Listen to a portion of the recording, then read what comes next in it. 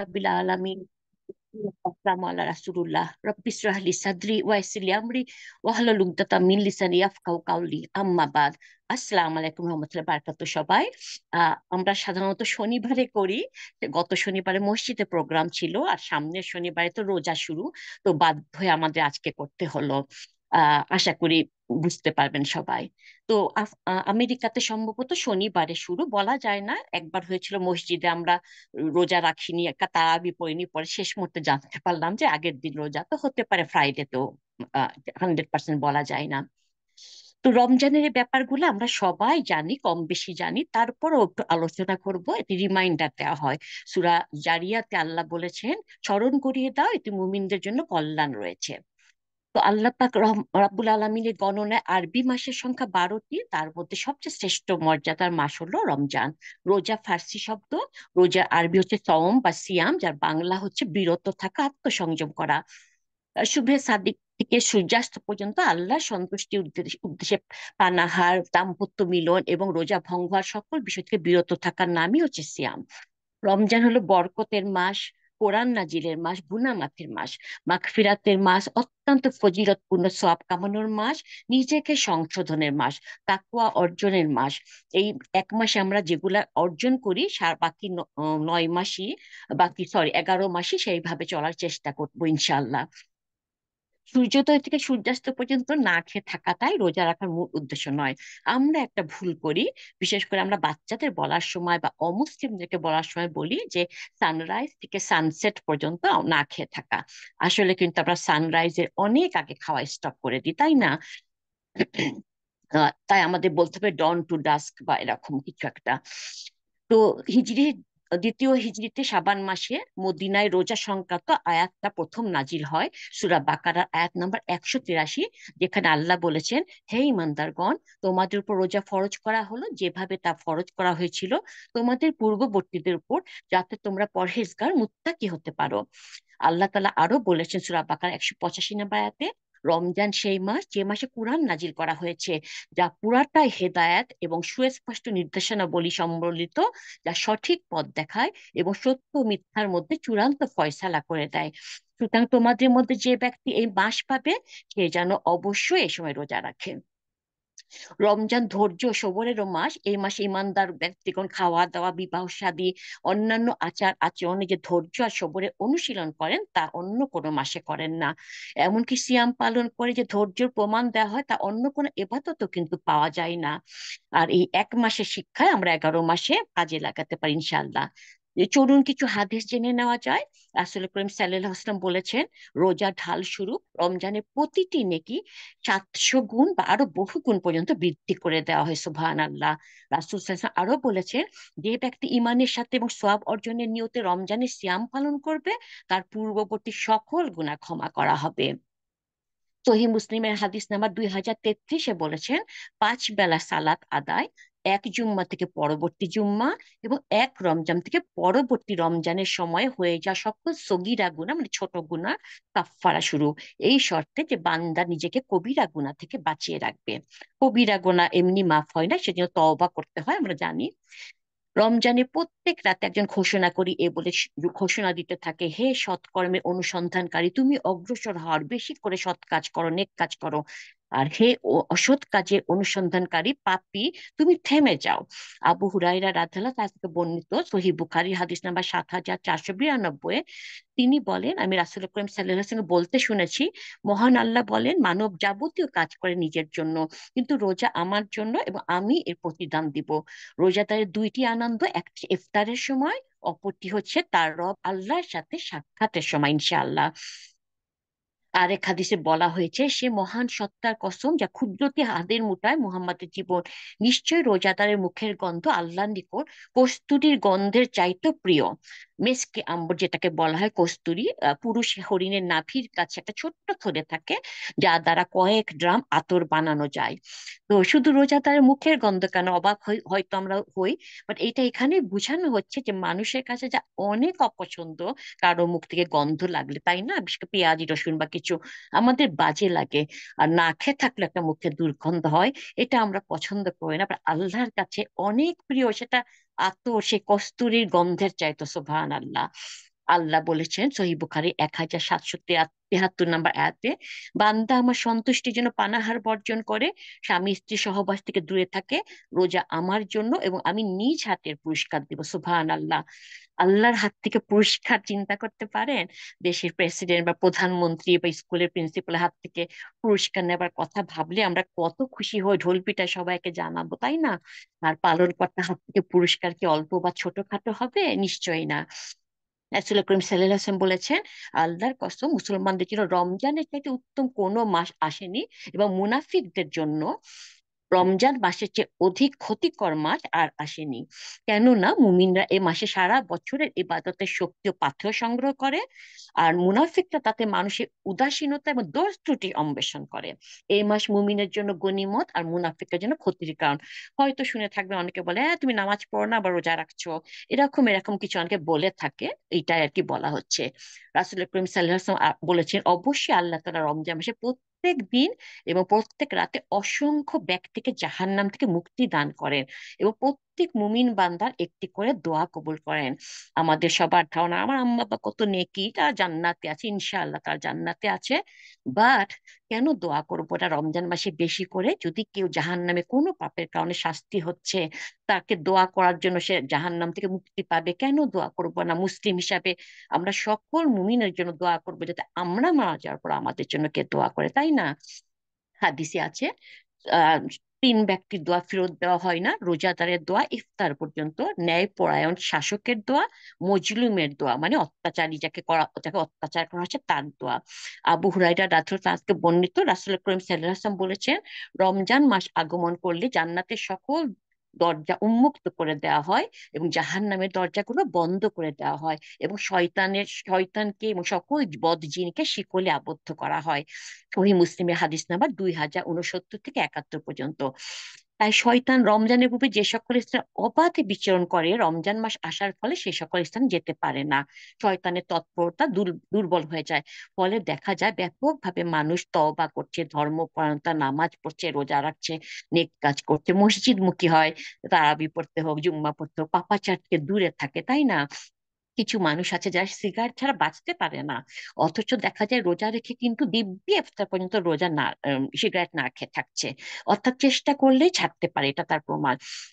তবে কিছু মানুষ রমজানে অসৎ অন্যায় কাজে তৎপর হয়ে থাকে, কারণ শয়তানের কুপ্রভাবে তারা অনেক বেশি প্রবাহিত হয়ে পড়েছে। 11 মাস যাবৎ যেই সব পাপ করছে তার ছাড়তে পারছে না। একটা চাকাকে যদি জোরে আপনি ঘুরিয়ে দিয়ে ছেড়ে দেন, দেখবেন চাকাটা তারপরও কিছুক্ষণ নিজে নিজে নিজে ঘুরছে। এইটাই সেটা হয়। যারা সারা মাস সারা বছর পাপ কাজ করে তারা সে প্রবৃত্তি অনুসরণ করতে থাকে, শয়তানের তখন আর লাগে না। আল্লাহ আমাদের রক্ষা করুন এটা থেকে, আমিন সুম্মা আমিন। আবু হুরায়রা রাদিয়াল্লাহু আনহু থেকে বর্ণিত, রাসূল করিম সাল্লাল্লাহু আলাইহি ওয়াসাল্লাম একবার মসজিদের মিম্বরে সিঁড়ি দিয়ে উঠতে উঠতে তিনবার বললেন আমিন, একটু পরে বললেন আবার আমিন, একটু পরে বললেন আবার আমিন। পরে ওনাকে জিজ্ঞাসা করা হলো, রাসূল করিম সাল্লাল্লাহু আলাইহি ওয়াসাল্লাম বললেন, জিব্রাইল আলাইহিস সালাম পাশে ছিলেন। জিব্রাইল আলাইহিস সালাম কখনো ইনভিজিবল অবস্থায় থাকতে শুধু নবী করিম সাল্লাল্লাহু আলাইহি ওয়াসাল্লাম দেখতে পারতেন, কখনো অপরিচিত কারো চেহারা ধরে আসতেন, কখনো পরিচিত সাহাবাদের চেহারা ধরে আসতেন। তো সেই দিন ছিল ইনভিজিবল।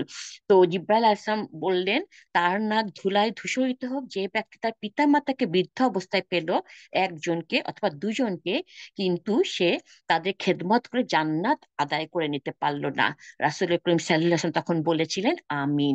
তারপর জিব্রাইল আলাইহিস সালাম আবার বলেছিলেন, তার নাক ধুলায় ধূসরিত হোক, যার সামনে আপনার নাম উল্লেখ করা হলো অথচ সে দরুদ পাঠ করলো না। নবী করিম সাল্লাল্লাহু আলাইহি ওয়াসাল্লাম বলেছেন আমিন। তারপর আবার বললেন জিব্রাইল আলাইহিস সালাম, তার নাক ধুলায় ধূসরিত হোক, যে রমজান মাস পেয়েও গুনাহগুলো মাফ করিয়ে নিতে পারলো না। রাসূল সাল্লাল্লাহু আলাইহি ওয়াসাল্লাম বলেছেন আমিন। ধুলায় ধূসরিত হোক মানে ধ্বংস হোক, আরবি প্রবাদ বাক্য আর কি, ধ্বংস হোক। যারা রমজান মাসকে গুনাহগুলো মাফ করে নিতে পারলো না, আপ্রাণ চেষ্টা করলো না, তার ধ্বংসের জন্য আমিন বলেছেন কে? দুনিয়ার শ্রেষ্ঠ মানুষ রাসূল করিম সাল্লাল্লাহু আলাইহি ওয়াসাল্লাম আর ফেরেশতাদের লিডার সম্মানিত রুহুল কুদ্দুস জিব্রাইল আলাইহিস সালাম। কি ভয়ঙ্কর! আল্লাহ আমাদের এই দুর্ভাগ্যবানদের দলভুক্ত না করুন, আমিন সুম্মা আমিন। রাসূল করিম সাল্লাল্লাহু আলাইহি ওয়াসাল্লাম বলছেন, ইসলাম যে 5টি ভিত্তির উপর প্রতিষ্ঠিত তার একটি হচ্ছে সিয়াম পালন। এই সিয়াম জান্নাত লাভের একটি মাধ্যম, যেমন এসেছে, যে আল্লাহ রাসূলের প্রতি ঈমান আনলো, সালাত কায়েম করলো, যাকাত আদায় করলো, রমজান মাসে রোজা রাখলো, আল্লাহ তাআলার কর্তব্যই হলো তাকে জান্নাতে প্রবেশ করানো। সুবহানাল্লাহ। আবু হুরায়রা রাদিয়াল্লাহু তার আজকে বর্ণিত রাসূল করিম সাল্লাল্লাহু আলাইহি ওয়াসাল্লাম বলছেন, সিয়াম হচ্ছে ঢাল স্বরূপ, সুতরাং অশ্লীলতা করবে না, মূর্খের মতো কাজ করবে না। যদি কেউ তার সাথে ঝগড়া করতে আসে, তাকে গালি দেয়, তবে সে যেন দুইবার বলে আমি সওম, মানে আমি সিয়াম, আমি রোজা পালন করছি, রোজা পালন করছি। ওই সত্তার শপথ যার হাতে আমার প্রাণ, আমি অবশ্যই রোজা পালনকারী মুখের গন্ধ আল্লাহর নিকট মিষ্কের গন্ধের চেয়ে উৎকৃষ্ট। সে আমার জন্য আহার পান ও কামাচার পরিত্যাগ পরিত্যাগ করে। সিয়াম আমার জন্য, আমি এই পুরস্কার নিজ হাতে দিব, আর প্রত্যেক নেক কাজের বিনিময় 10 গুণ। সহিহ বুখারী 1773। সহিহ বুখারী 1775-এ শাহুল রাতকে বর্ণিত নবী করিম সাল্লাল্লাহু আলাইহি ওয়াসাল্লাম বলেছেন, জান্নাতে রায়ান নামক একটা দরজা আছে। এই দরজা দিয়ে কিয়ামতের দিন শুধুমাত্র রোজা পালনকারীরাই প্রবেশ করবে। তাদের ছাড়া কেউ এই দরজাতে প্রবেশ করতে পারবে না। ঘোষণা দেওয়া হবে সাওম রোজা পালনকারীরা কোথায়, তখন তারা দাঁড়াবে, তারা সকলে ওই দরজাতে প্রবেশ করবে, আর প্রবেশের পর বন্ধ করা দেওয়া হবে, যাতে এই দরজাতে আর কেউ প্রবেশ করতে পারে না। আল্লাহ আমাদের সেই সব সৌভাগ্যবানদের দলভুক্ত করুন, আমিন। এটা সেই মাস যে মাসে মুমিন বান্দার রিজিক বাড়িয়ে দেওয়া হয়। আবু হুরায়রা রাদিয়াল্লাহু তাআলা সম্পর্কে আরেকটি হাদিসে এসেছে, রাসূল সাল্লাল্লাহু আলাইহি ওয়াসাল্লাম বলেছেন, অনেক রোজাদার ব্যক্তি এমন রয়েছে যাদের রোজার বিনিময়ে অনাহারে থাকা ব্যতীত আর কিছুই লাভ হয় না। আবার অনেক রাত জাগরণকারী এমন রয়েছে যাদের রাত জাগার কষ্ট ছাড়া আর কিছুই লাভ হয় না। নেক আমল যদি ইখলাস ও আন্তরিকতার সাথে না করা হয়, লোক দেখানোর উদ্দেশ্যে হয়, তাহলে এর বিনিময়ে কোনো সোয়াবই পাওয়া যায় না। আমরা ছোটবেলা থেকে শুনে এসেছি, রমজানের প্রথম 10 দিন রহমতের, পরের 10 দিন মাগফিরাতের, পরের 10 দিন কিসের যেন, তাই না? এগুলি সঠিক নয়। পুরা রমজান মাস 1 তারিখ থেকে 30শে রমজান পর্যন্ত পুরাটাই হচ্ছে বরকত, রহমত, মাগফিরাতের মাস, পুরা রমজান, ঠিক আছে? এটা আমরা ছোটবেলায় ভুল জেনে এসেছি। রোজা কাদের উপর ফরজ, শর্তগুলো হচ্ছে সূরা বাকারার 183-185 নম্বর আয়াতে উল্লেখ করা হয়েছে। 1 নম্বর মুসলিম হতে হবে, 2 নম্বর সাবালক হতে হবে, 3 নম্বর সুস্থ মস্তিষ্ক হতে হবে, 4 নম্বর মুকিম থাকলে মানে মুসাফিররা রোজা ভাঙতে পারে ও পরে রেখে দিতে পারে। মানে মুকিম থাকতে হবে, মুসাফিররা ভাঙতে পারে। 5 নম্বর সুস্থ থাকতে হবে। আহ উম, আর মহিলাদের যাদের মাসিক হয় বা কিছু, তারা পরে রেখে নিতে পারে। এই 5টা শর্ত পূরণ হলে তার উপর রোজা রাখা ফরজ। যেসব কারণে রোজা না রাখাটাই জায়েজ আছে: 1 নম্বর অসুস্থতা। রোজার কারণে যদি অসুস্থ ব্যক্তি আরো ক্ষতি হয়, আরোগ্য লাভ বিলম্বিত হয়, বা অসুস্থতা আরো বৃদ্ধি পাওয়ার আশঙ্কা থাকে, তাহলে তার জন্য রোজা না রাখাই উত্তম। কারণ আল্লাহ তাআলা পরম দয়ালু, তিনি তার বান্দাদের কোনো কষ্ট দিতে চান না। আমরা জানি, দাঁড়ায় নামাজ পড়তে না পারলে বসে পড়ো, বসে না পারলে শুয়ে পড়ো, শুয়ে না পড়লে ইশারায় পড়ো সুবহানাল্লাহ। তো আল্লাহ আমাদের কষ্টের প্রতি লক্ষ্য রেখে রোজা রাখার অনুমতি দিয়েছেন যারা অসুস্থ তাদের জন্য। সুতরাং নিজ বান্দাদের সেই সুযোগ তিনি দিয়েছেন, তা গনিমত মনে করে পালন করা শ্রেয়। নর্মাল যে সর্দি কাশি, একটু টুকটাক জ্বর, এগুলি হচ্ছে অল্প অসুস্থতা, চট করে ভালো হয়ে যাব। আর যদি কেউ না না ভালো হয়, বেশি অসুস্থ হয়, সে পরে রোজাগুলো কাজা করতে হবে।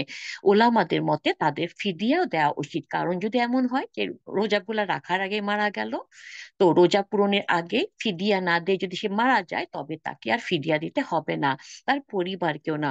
তবে উত্তম হলো পরিবারের লোকজন তার হয়ে ফিদিয়া দেওয়া, অথবা ওয়ারিশগণ তার হয়ে রোজা রাখতে পারবে। মনে করুন আমার মা বা কারো 30টা রোজা মা রাখতে পারেনি, পরে রাখবে ভেবেছিল, তো এই 30টা রোজা যে কোনো 30 জন একদিন রেখে নিলেই হয়ে যাবে। অথবা 10টা রোজা মিস করেছিল, 10 জন একদিন রোজা রাখলে হয়ে যাবে। ছেলে মেয়েরা করতে পারে 2টা 3টা করে, না করলে কোনো অসুবিধা নেই, এটা উত্তম বলা হচ্ছে। 2 নম্বর হচ্ছে দীর্ঘস্থায়ী অসুস্থতা। দীর্ঘস্থায়ী অসুস্থতা যা হতে ভালো হওয়ার কোনো আশা নাই, ক্যান্সার হোক বা যাই হোক, রোজা রাখা যার পক্ষে একেবারে অসম্ভব, এমন অসুস্থ ব্যক্তিদের রোজা রাখা জরুরি নয়, ফিদিয়া দিবে। তবে প্রতিটি রোজার পরিবর্তে একজন মিসকিনকে পেট ভরে 2 বেলা খাওয়াবে, তাদের রোজা কাজা করতে হবে না। 3 নম্বর হায়েজ বা নেফাস, মানে মাসিক, প্রতি মাসে যেটা হয়, আর বাচ্চা হওয়ার পর যে কিছুদিন ব্লিডিং হয়, সেই সময় রোজা রাখা হারাম। আয়েশা রাদিয়াল্লাহু তাআলা বর্ণিত, তিনি বলেন, আমাদের রোজা কাজা করার আদেশ দেওয়া হয়েছে, আর সালাদকে কাজা করার আদেশ দেওয়া হয় না। সহিহ বুখারী 321। মানে আমাদের নামাজ ছুটে গেলে আমরা পরে ওটা কাজা নামাজ পড়তে পারবো না। অনলি মনে করেন এক বেলা দুই বেলা বা কোনো কারণে আজকে নামাজ কাজা হয়েছে জরুরি কোনো কারণে, সেই ক্ষেত্রে কাজা করা যায়। বাট আমি আমি বা কেউ যদি অনেক বছর নামাজ পড়তেন না, এখন শুরু করলেন, সে তাকে অনেকে বলা হয় উমরি কাজার কথা, প্রত্যেক নামাজের সাথে আরো আরো 4 রাকাত 4 রাকাত করে পড়া, এগুলো সম্পূর্ণ ভুল, এগুলা সম্পূর্ণ বেদাত। উমরি কাজা বলে কিছু নেই। কেউ যদি সারা বছর নামাজ না পড়ে থাকেন, তিনি আল্লাহর কাছে ভালো মতো তওবা করবেন, ক্ষমা চাবেন যে আর কখনো নামাজ বাদ দিব না, ইনশাআল্লাহ আল্লাহ মাফ করে দিবেন। 4 নাম্বার, সফর অবস্থায় রমজান এসে গেলে অথবা রমজানের মধ্যে সে কোথাও সফরে যদি যেতে হয়, তার জন্য উত্তম হলো রোজা না রাখা। রোজা রাখা তার জন্য কষ্ট হোক বা না হোক, আল্লাহ যেহেতু সুযোগ দিয়েছেন, সুযোগকে কাজে লাগানোটা উত্তম। সফরের দূরত্ব কত? 80 কিলোমিটার, আমরা সবাই জানি 48 মাইল বা 80 কিলোমিটার। মুসাফির রোজার দিনে বাড়িতে ফিরে আসতে তাকে দিনের বাকি অংশ না খেয়ে থাকতে হবে এবং রোজাটা কাজা করতে হবে। কোনো মুসাফির নিজ সফরে 4 দিনের বেশি থাকার নিয়ত করলে তাকে অন্যান্য মুকিমের মতো রোজা রাখতে হবে এবং সালাত পুরায় আদায় করতে হবে, মানে কসর করতে পারবে না। কারণ 4 দিনের বেশি থাকার নিয়ত করার কারণে তার জন্য সফরের আহকাম বাতিল হয়ে গেছে। আর যদি 4 দিন অথবা তার চাইতে কম থাকার নিয়ত করে, অথবা কোনো কাজে বের হয়েছে কিন্তু জানে না কাজটি কবে শেষ হবে, 4 দিন না 7 দিন না 10 দিন, সেই সব ক্ষেত্রে তার জন্য রোজা না রাখা জায়েজ আছে, কারণ তার পক্ষে সফরের বিধান এখনো বলবৎ রয়েছে। যেটা তার জন্য সুবিধা হয় পরে রেখে নিলে হবে। 5 নাম্বার, বার্ধক্য। এমন বৃদ্ধ ব্যক্তি যিনি রোজা রাখতে সম্পূর্ণ অক্ষম, তার জন্য রোজা রাখা ওয়াজিব নয়। সে প্রতিটি রোজার পরিবর্তে একজন মিসকিনকে খাবার খাওয়াবে, আর তার রোজা পরে কাজা করতে হবে না। এটা হচ্ছে অমন ব্যক্তি যারা বার্ধক্যে উপনীত, চেতনা নাই বা প্যারালাইজ, ওরকম মানুষের কথা বলা হচ্ছে। সহিহ বুখারী 4508, 4505। আল্লাহ বলেছেন, আর এটি যাদের জন্য অত্যন্ত কষ্টদায়ক, তারা এর পরিবর্তে একজন মিসকিনকে খাদ্য দান করবে। সূরা বাকারার 184 নম্বরের আয়াতে তাফসীর পড়লে জানতে পারবেন। এই আয়াতের তাফসিরে বলা হয়েছে, সংক্ষেপে আমি বলি, কোন ব্যক্তি যদি অতিরিক্ত বয়স হয়ে যাওয়ার কারণে শয্যাশায়ী রোগে আক্রান্ত বা রোজা রাখতে সক্ষম নয়, এমন ভাবে অসুস্থ হয়েছে এই রোগ থেকে মুক্তি পাওয়ার কোনোই সম্ভব নয়, উল্টা আরো খারাপ হবে, মৃত্যু পথযাত্রী, যেগুলো আমরা জানি, ক্যান্সার শেষের দিকে ধরা পড়লে ইত্যাদি ইত্যাদি, এইসব রোজার লোকের ক্ষেত্রে শুধু ফিদিয়া দিয়ে দিতে হবে। তা হচ্ছে একটা রোজার বিনিময়ে একজন মিসকিনকে মাঝারি ধরনের খাদ্য প্রদান, মানে আমরা যেটা খেয়ে থাকি সেটাই খাওয়ানোর উদ্দেশ্য। যখন আনাস রাদিয়াল্লাহু তাআলা আনহু বৃদ্ধ হয়ে গেলেন, তিনি রুটির সাথে মাংস খাওয়াইছিলেন। সহিহ বুখারী 9028 থেকে 29। আমেরিকায় আমরা যারা থাকি, আমাদের এই বছর 2025-এ একটা রোজার ফিদিয়া হচ্ছে $12, মানে $12 একটা মানুষকে 2 বেলা খাওয়ানো যায়। একটা রোজা $12, তো আপনার হিসাব করে নিবেন 12টা রোজা কত হয়, 360 না কত, আচ্ছা যাই হোক, আপনার হিসাব করে নিতে পারবেন। তাই রেঁধে খাওয়ানো বা কিনে খাওয়ানো করা যেতে পারে। 30 রোজার জন্য একজনকে 30 দিন খাওয়াতে পারেন, অথবা 30 জনকে ডেকে একদিন খাওয়াই দিলেও হবে। তা না পারলে সেই যে যে দেশে থাকে সেই দেশে যে মেইন খাবার সেটা কিনে দিতে পারবেন। যেমন আমাদের বাংলাদেশে চাল চাল বা আটা, তাই না, সেটা কিনে দিতে পারবেন। আমরা যারা প্রবাসে বাস করি, ফকির মিসকিন পাই না, আমরা খাবার কিনা টাকা কি দিতে পারি? আলেমদের মধ্যে দুটি মত রয়েছে, কেউ কেউ বলছেন না, টাকা দেওয়াই যাবে না, খাবারই দিতে হবে। আর কিছু আলেম বলছেন যেহেতু রাসূল করিম সাল্লাল্লাহু আলাইহি ওয়াসাল্লামের সময়ের ঘটনা টটনা সব ডিফারেন্ট, এখন আর তা না। বিশেষ করে আমরা যারা প্রবাসে থাকি, আমরা ফকির মিসকিন কোথাও পাচ্ছি না, আমাদের হয় মসজিদে ড্রপ করতে হবে, নয় বাংলাদেশে গরিবদের পাঠাতে হবে, কিছু না কিছু করতে হবে। তো আমাদের জন্য জায়েজ আছে, আমরা টাকা দিতে পারি, আল্লাহু আলাম। কিন্তু কারো যদি খাবার কিনার প্রদান করার ক্ষমতাও না থাকে, এমন গরিব, তার জন্য সবকিছু রহিত হয়ে যাবে। কেননা আল্লাহ বলেছেন, আল্লাহ কারো উপর সাধ্যাতীত কোনো কাজের বোঝা চাপিয়ে দেন না, দায়িত্ব চাপিয়ে দেয় না। সূরা বাকারা 286 নম্বর আয়াতে। আল্লাহ আরো বলেছেন সূরা তাগাবুনের 16 নম্বর আয়াতে, অতএব তোমরা আল্লাহকে ভয় করো যতটুকু তোমাদের সাধ্যর মধ্যে থাকে, তবে ভবিষ্যতে যদি ফিদিয়া প্রদানের সামর্থ্য হয়, তখন তাহলে তা আদায় করবে। আর 6 নাম্বার হচ্ছে গর্ভবতী এবং নার্সিং করায় যে মহিলারা, প্রেগনেন্ট আর নার্সিং করায়, তাদের জন্য রোজার কারণে যদি তাদের নিজেদের অথবা বাচ্চার ক্ষতির আশঙ্কা হয়, সেক্ষেত্রে তাদের জন্য রোজা রাখা ওয়াজিব নয়। তবে যে কটা রোজা রাখবে না, পরে কিন্তু কাজা করে নিতে হবে। আর যদি কোনো নারী শুধু সন্তানের ক্ষতির আশঙ্কায় রোজা রাখা থেকে বিরত থাকে, তবে তাকে কাজা করার সাথে সাথে প্রতিদিন ফিদিয়াও দিতে হবে। এইটা হচ্ছে উত্তম, যদি পরে সে রাখতে না পারে। ইয়াউমুশ শাক কাকে বলে? উমর রাদিয়াল্লাহু আনহু বর্ণিত, রাসূল করিম সাল্লাল্লাহু আলাইহি ওয়াসাল্লাম বলেছেন, তোমরা চাঁদ না দেখে রোজা রাখবে না এবং চাঁদ না দেখে রোজা ভঙ্গ করবে না। তবে যদি শাবান মাসে 29 তারিখ আকাশ মেঘাচ্ছন্ন থাকে, তাহলে শাবান মাস 30 দিন পূর্ণ করবে। আবু হুরায়রা রাদিয়াল্লাহু আনহু আরো বর্ণিত, রাসূল করিম সাল্লাল্লাহু আলাইহি ওয়াসাল্লাম বলেছেন, তোমাদের কেউ যেন 1-2 দিন আগে থেকে রমজান শুরু না করে। তবে যদি কেউ আগে থেকে নফল রোজা রাখে, তাহলে রমজানের 2-1 দিন আগে রোজা রাখতে পারে। মানে এই জন্য নিষেধ করা হয়েছে যে আমি কালকে কালকে রোজা রাখলাম, অথচ হয়তো কালকে শুরু রমজানের রোজা শুরু, সেই ক্ষেত্রে আমি নফল রোজা রেখে আছি, কেমন হবে? এই জন্য আগের 2-1 দিনকে ইয়ামুশ শাক বা সন্দেহর দিন বলা হয়ে থাকে, যদি ওই দিনটা ফরজ রোজা আমাদের রমজান শুরু হয়। আল্লাহ আমাদের রমজানের প্রতিটি করণীয় আর বর্জনীয় আমল করা তৌফিক দান করুক, আমিন। তো এটা সন্দেহের দিন, এটা বললাম আর কি। এই মাসে যে সকল ফজিলত রয়েছে তা নিয়ে আমি কয়েকটি এখানে উল্লেখ করব আমল। 1 নাম্বার হচ্ছে চাঁদ দেখা। চাঁদ দেখা একটা গুরুত্বপূর্ণ সুন্নাহ, এটা আমরা সম্পূর্ণ বাদ দিয়েছি, নিউজের উপর ছেড়ে দিয়েছি। আর আকাশ ছোঁয়া বিল্ডিং এর মাঝে চাঁদ দেখাও তা, তাই না? ছোটবেলায় আমরা আকাশে যে দেখেছি ঈদের চাঁদ, রমজানের চাঁদ। বাট আমরা চেষ্টা করতে পারি, মাগরিবের আগে আমরা বাইরে যে আকাশের দিকে তাকায় একটু চেষ্টা করতে পারি, না পারলে না পারলাম, আমাদের নিয়তের জন্য তো সওয়াবটা পাবো ইনশাআল্লাহ। তো এটা করতে অসুবিধার কি আছে? 1 মিনিটের ব্যাপার, বাইরে যে খোলা মাঠে ব্যাকইয়ার্ডে বা ফ্রন্টে যে একটু আকাশের দেখার চেষ্টা করবেন ইনশাআল্লাহ। 2 নাম্বার রোজা রাখা, এটা তো আমরা সবাই জানি। এটা তো আমরা জানি, যারা ইমানের সাথে সোয়াবের নিয়তে রমজান মাসে রোজা রাখবে তার আগের সব গুনাহ মাফ করে দেওয়া হবে। আর যারা সোয়াবের নিয়তে রমজান মাসে রাতে ইবাদত করে কাটাবে, তারও সকল গুনাহ মাফ করে দেওয়া হবে। আরেকটা হাদিস আছে, রাসূল করিম সাল্লাল্লাহু আলাইহি ওয়াসাল্লাম বলেছেন, রোজা এবং কোরআন কিয়ামতের দিন আল্লাহর কাছে বান্দার জন্য সুপারিশ করবে। রোজা বলবে, হে পরওয়ারদিগার, আমি তাকে রমজানের দিন পানাহার ও পবিত্র থেকে বাধা দিয়েছি, সুতরাং তার ব্যাপারে আমার সুপারিশ কবুল করুন। কোরআনও বলবে, আমি তাকে রাতের বেলা নিদ্রা হতে বাধা দিয়েছি, আমার সুপারিশ কবুল করুন। সুতরাং এই দুইজনের সুপারিশই কবুল করা হবে এবং তাকে জান্নাতে প্রবেশ করানো হবে, সুবহানাল্লাহ। 3 নাম্বার হচ্ছে কোরআন পাঠ, তেলাওয়াত করা, তর্জমা ও তাফসির পড়া। রমজানে হচ্ছে কোরআন নাজিলের মাস, সূরা দুখান আর সূরা কদরের তাফসির আমরা সবাই এটা জানি। রমজান মাসে সপ্তম আকাশে লৌহে মাহফুজ থেকে দুনিয়ার আকাশে বাইতুল ইজ্জতে পবিত্র আল কোরআন একেবারে নাজিল হয়েছে। আপনারা যারা হজ করেছেন বা ওমরা করেছেন বা করবেন, তারা একটু জেনে রাখেন, আমাদের যে কাবা, যেটা কাবার ঠিক উপরে আকাশের উপরে ফেরেশতাদের একটা কাবা রয়েছে, যেটা আমরা দেখতে পাই না। যেটা আমরা দেখতে পাই না, সেখানেই নাজিল করা হয়েছিল। আহ কোথায় পড়ছিলাম, হারাই গেল। আচ্ছা, সেখান হতে রমজান মাসে অল্প অল্প করে রাসূল করিম সাল্লাল্লাহু আলাইহি ওয়াসাল্লামের প্রতি নাজিল হতে শুরু করে 23 বছর যাবত।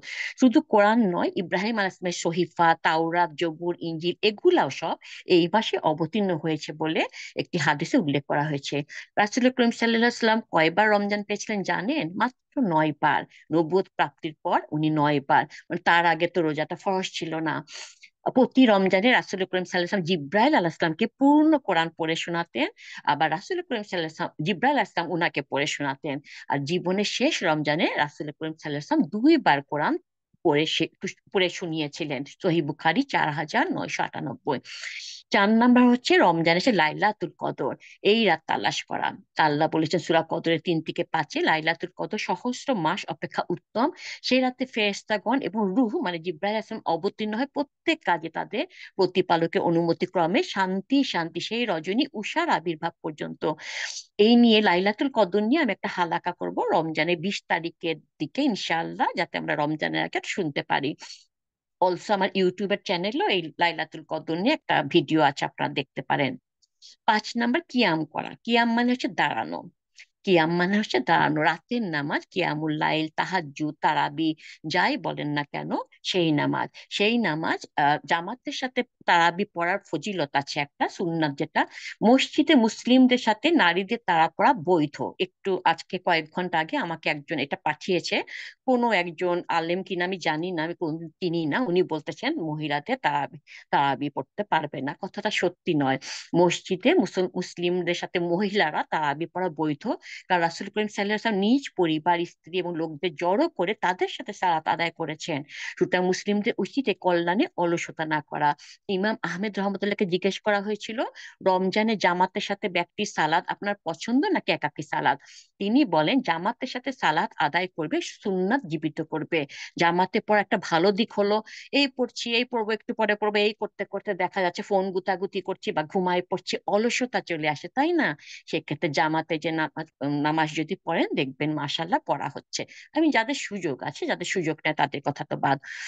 রমজান মাসে রমজান এই তারাবির নামাজটাই আহ তাহাজ্জুদ নামাজটা হচ্ছে তারাবির নামাজ। রমজান মাসে শুধু নামাজটা আর্লি পড়া হয়, এশার নামাজের পরে।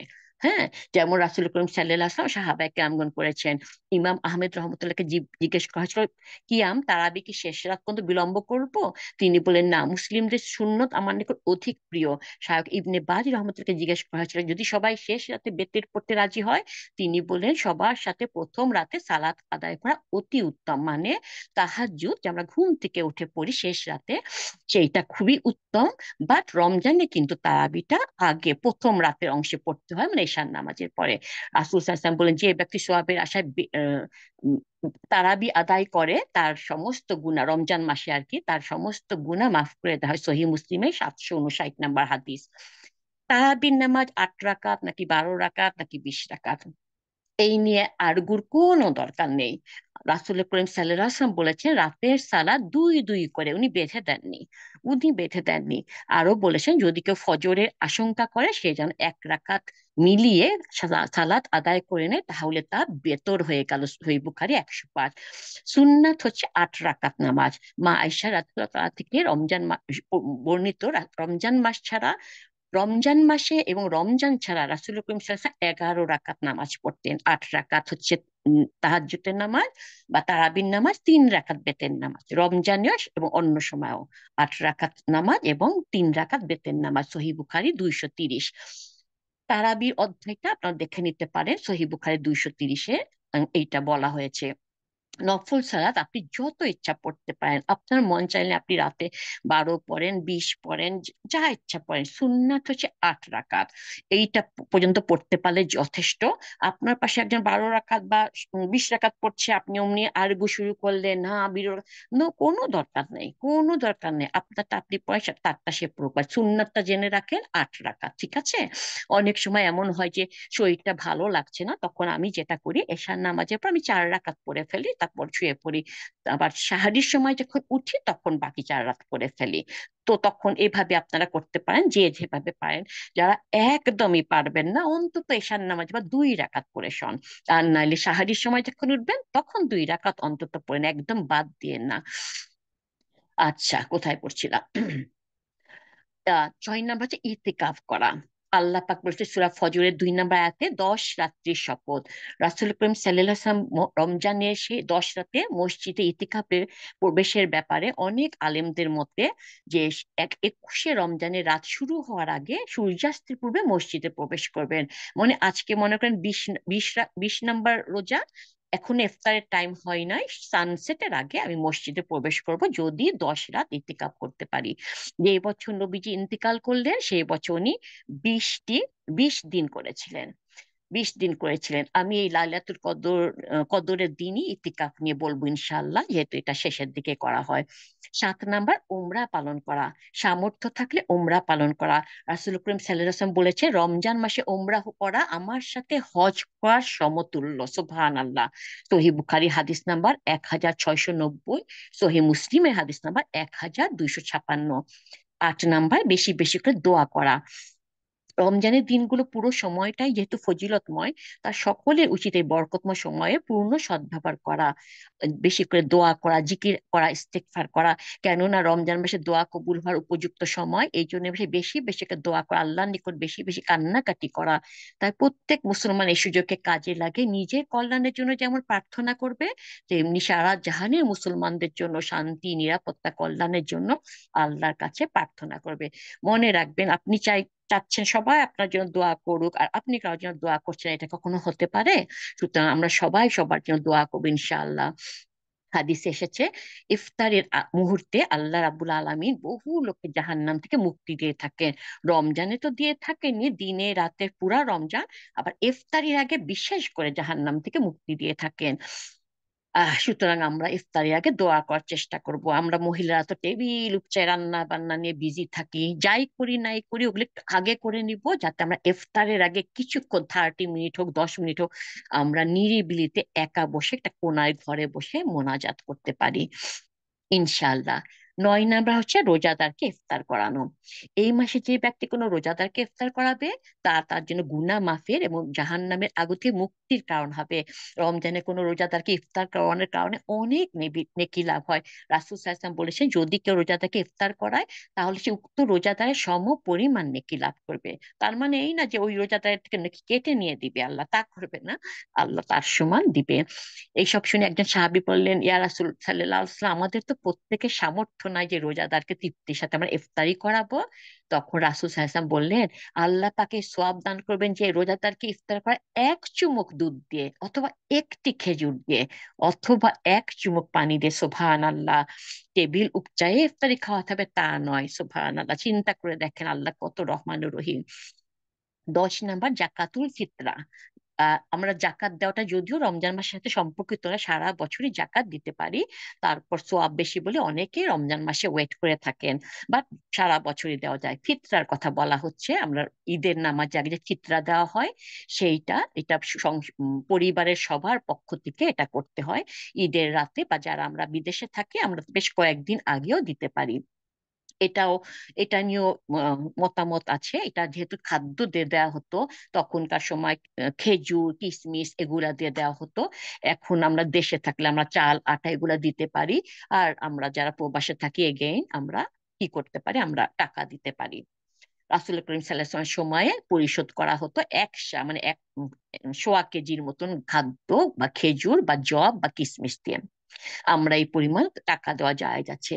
আলেমদের ব্যাখ্যা হচ্ছে, যে এলাকার প্রধান খাদ্য সেটা চাল হোক গম হোক ভুট্টা হোক খেজুর হোক, সেটা দ্বারাই করা উদ্দেশ্য, এটাই সঠিক নিয়ম। কেননা ফিতরা দেওয়া হয় ধনীদের পক্ষ থেকে গরিবদের প্রতি সহমর্মিতা স্বরূপ। রমজানের সর্বশেষ দিনে সূর্য ডোবার মধ্যে ফিতরা ওয়াজিব হয়, ঈদের নামাজের আগে পরিশোধ করা ওয়াজিব। প্রয়োজনে কয়েকদিন আগে অবশ্যই পরিশোধ করা যায়, যেটা বললাম আমরা বিদেশ থেকে যদি পাঠাই। আর আপনি যদি জাকাতুল ফিতরা বা জাকাত নিজ দেশে স্থানান্তর করেন, সেক্ষেত্রে নিজে আত্মীয় স্বজনদের দিতে কোনো অসুবিধা নয়, যা অভাবী হয় জাকাতের হকদার হয়। আর দেশে যেতে যেহেতু কয়েকদিন সময় লাগে, তাই কয়েকদিন পূর্বে জায়েজ আছে। রোজার নিয়ত করা, নিয়ত মনে মনে করা। আমরা ছোটবেলায় নাওয়া তুয়ান সুমাকার দাম কত কষ্ট করে শিখেছি, তাই না? এখন জানতে পেরেছি নিয়ত মনে মনে করা। আমরা সেহরি বলে থাকি, সেহের মানে জাদু, সঠিক শব্দটা হবে সাহরি। সাহরি হচ্ছে ফজিলত ও বরকতময়।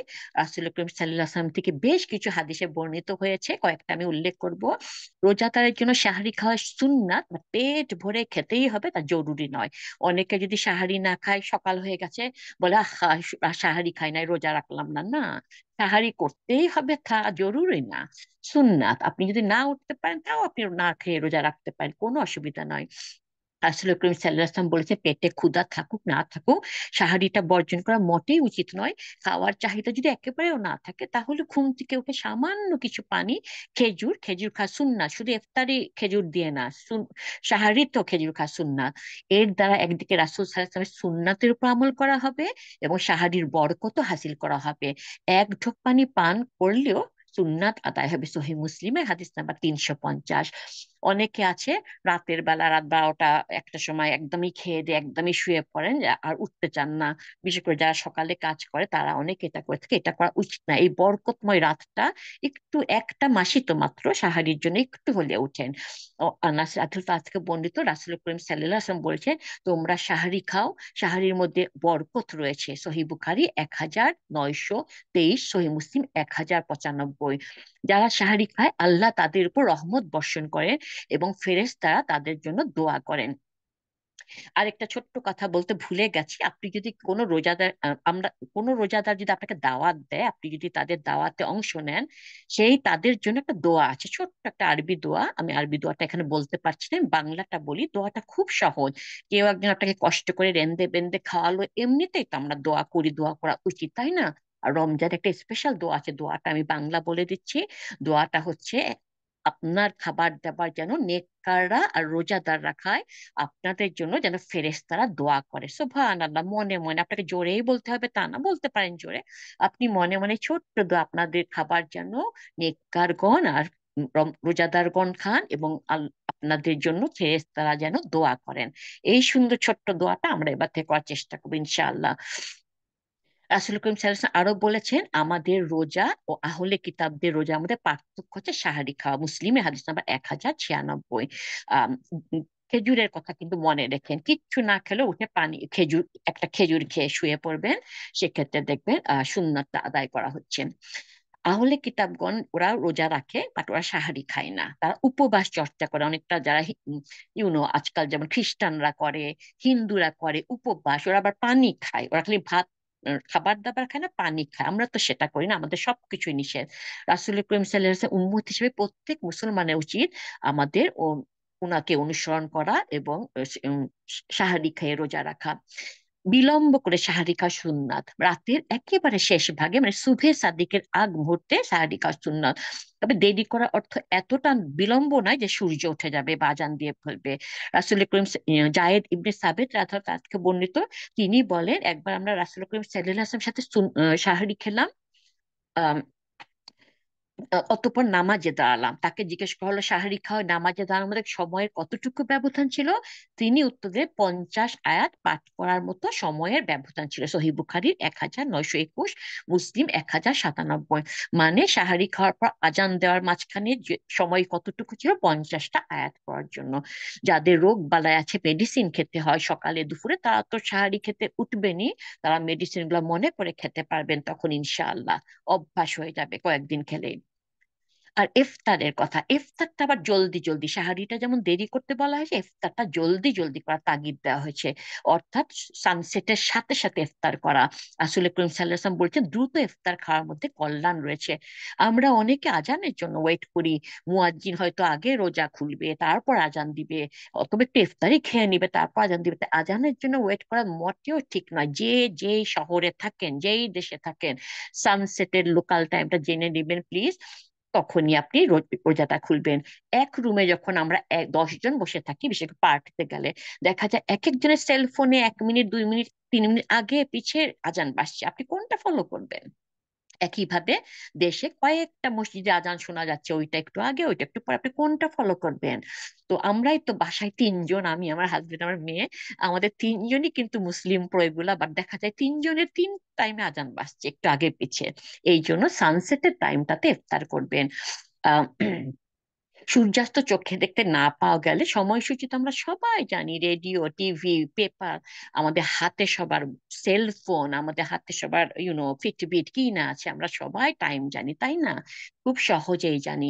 তো পার্টিতে গেলে অনেক সময় দেখা যায়, আমি কয়েকবার এটা ফিল করেছি, যে কেউ একজন সানসেটের সাথে সাথে ইফতার করছে, হুইচ আমি একবার করেছিলাম। তা দেখে বাকিরা শুরু করছে, বা কেউ কেউ বলছে, হ্যাঁ এখনো আজানই দিল না, এখনই উনি ইফতার করছে। এটা না যাওয়ার কারণে হয়ে থাকে, কারণ আজানের সাথে ইফতারের সম্পর্ক নয়, সানসেটের সাথে সম্পর্ক। ঠিক আছে। রাসূল করিম সাল্লাল্লাহু আলাইহি ওয়াসাল্লাম বলেছেন, সূর্যাস্ত হয়ে গেলে ইফতার না করে বসে বসে অন্ধকার করা ইহুদি ও নাসারাদের কাজ।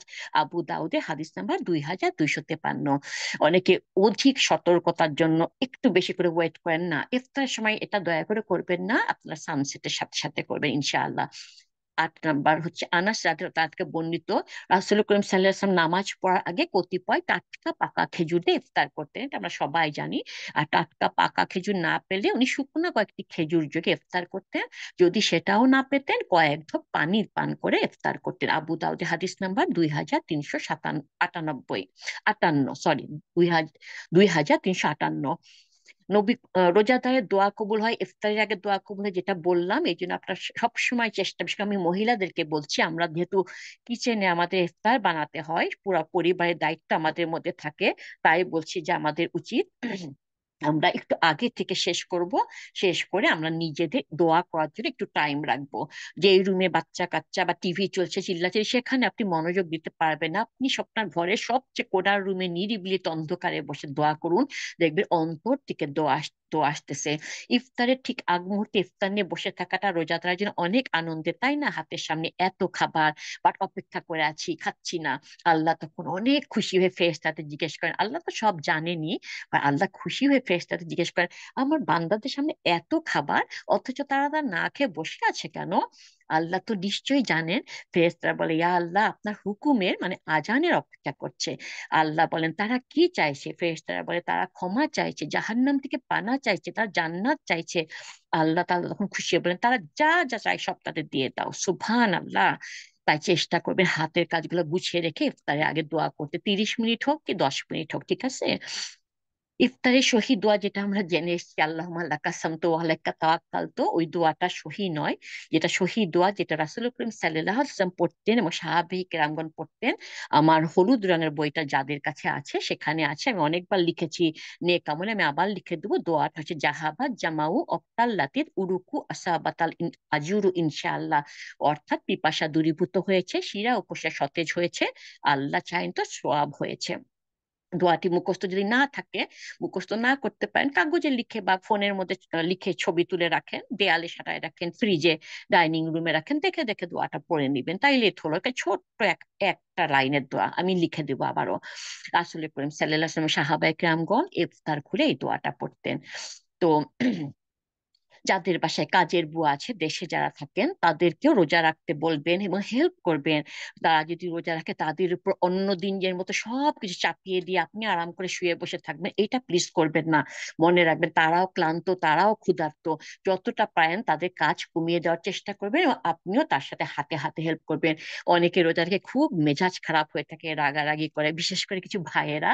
মনে রাখবেন, রোজা সংযমের মাস, নিজেকে শুধরানোর মাস। আমাদের নবী করিম সাল্লাল্লাহু আলাইহি ওয়াসাল্লাম নিজ বাসায় থাকলে সংসারের কাজে হেল্প করতেন, নিজের জামা জুতা সেলাই করতেন। সেই নবী উম্মত আমরা।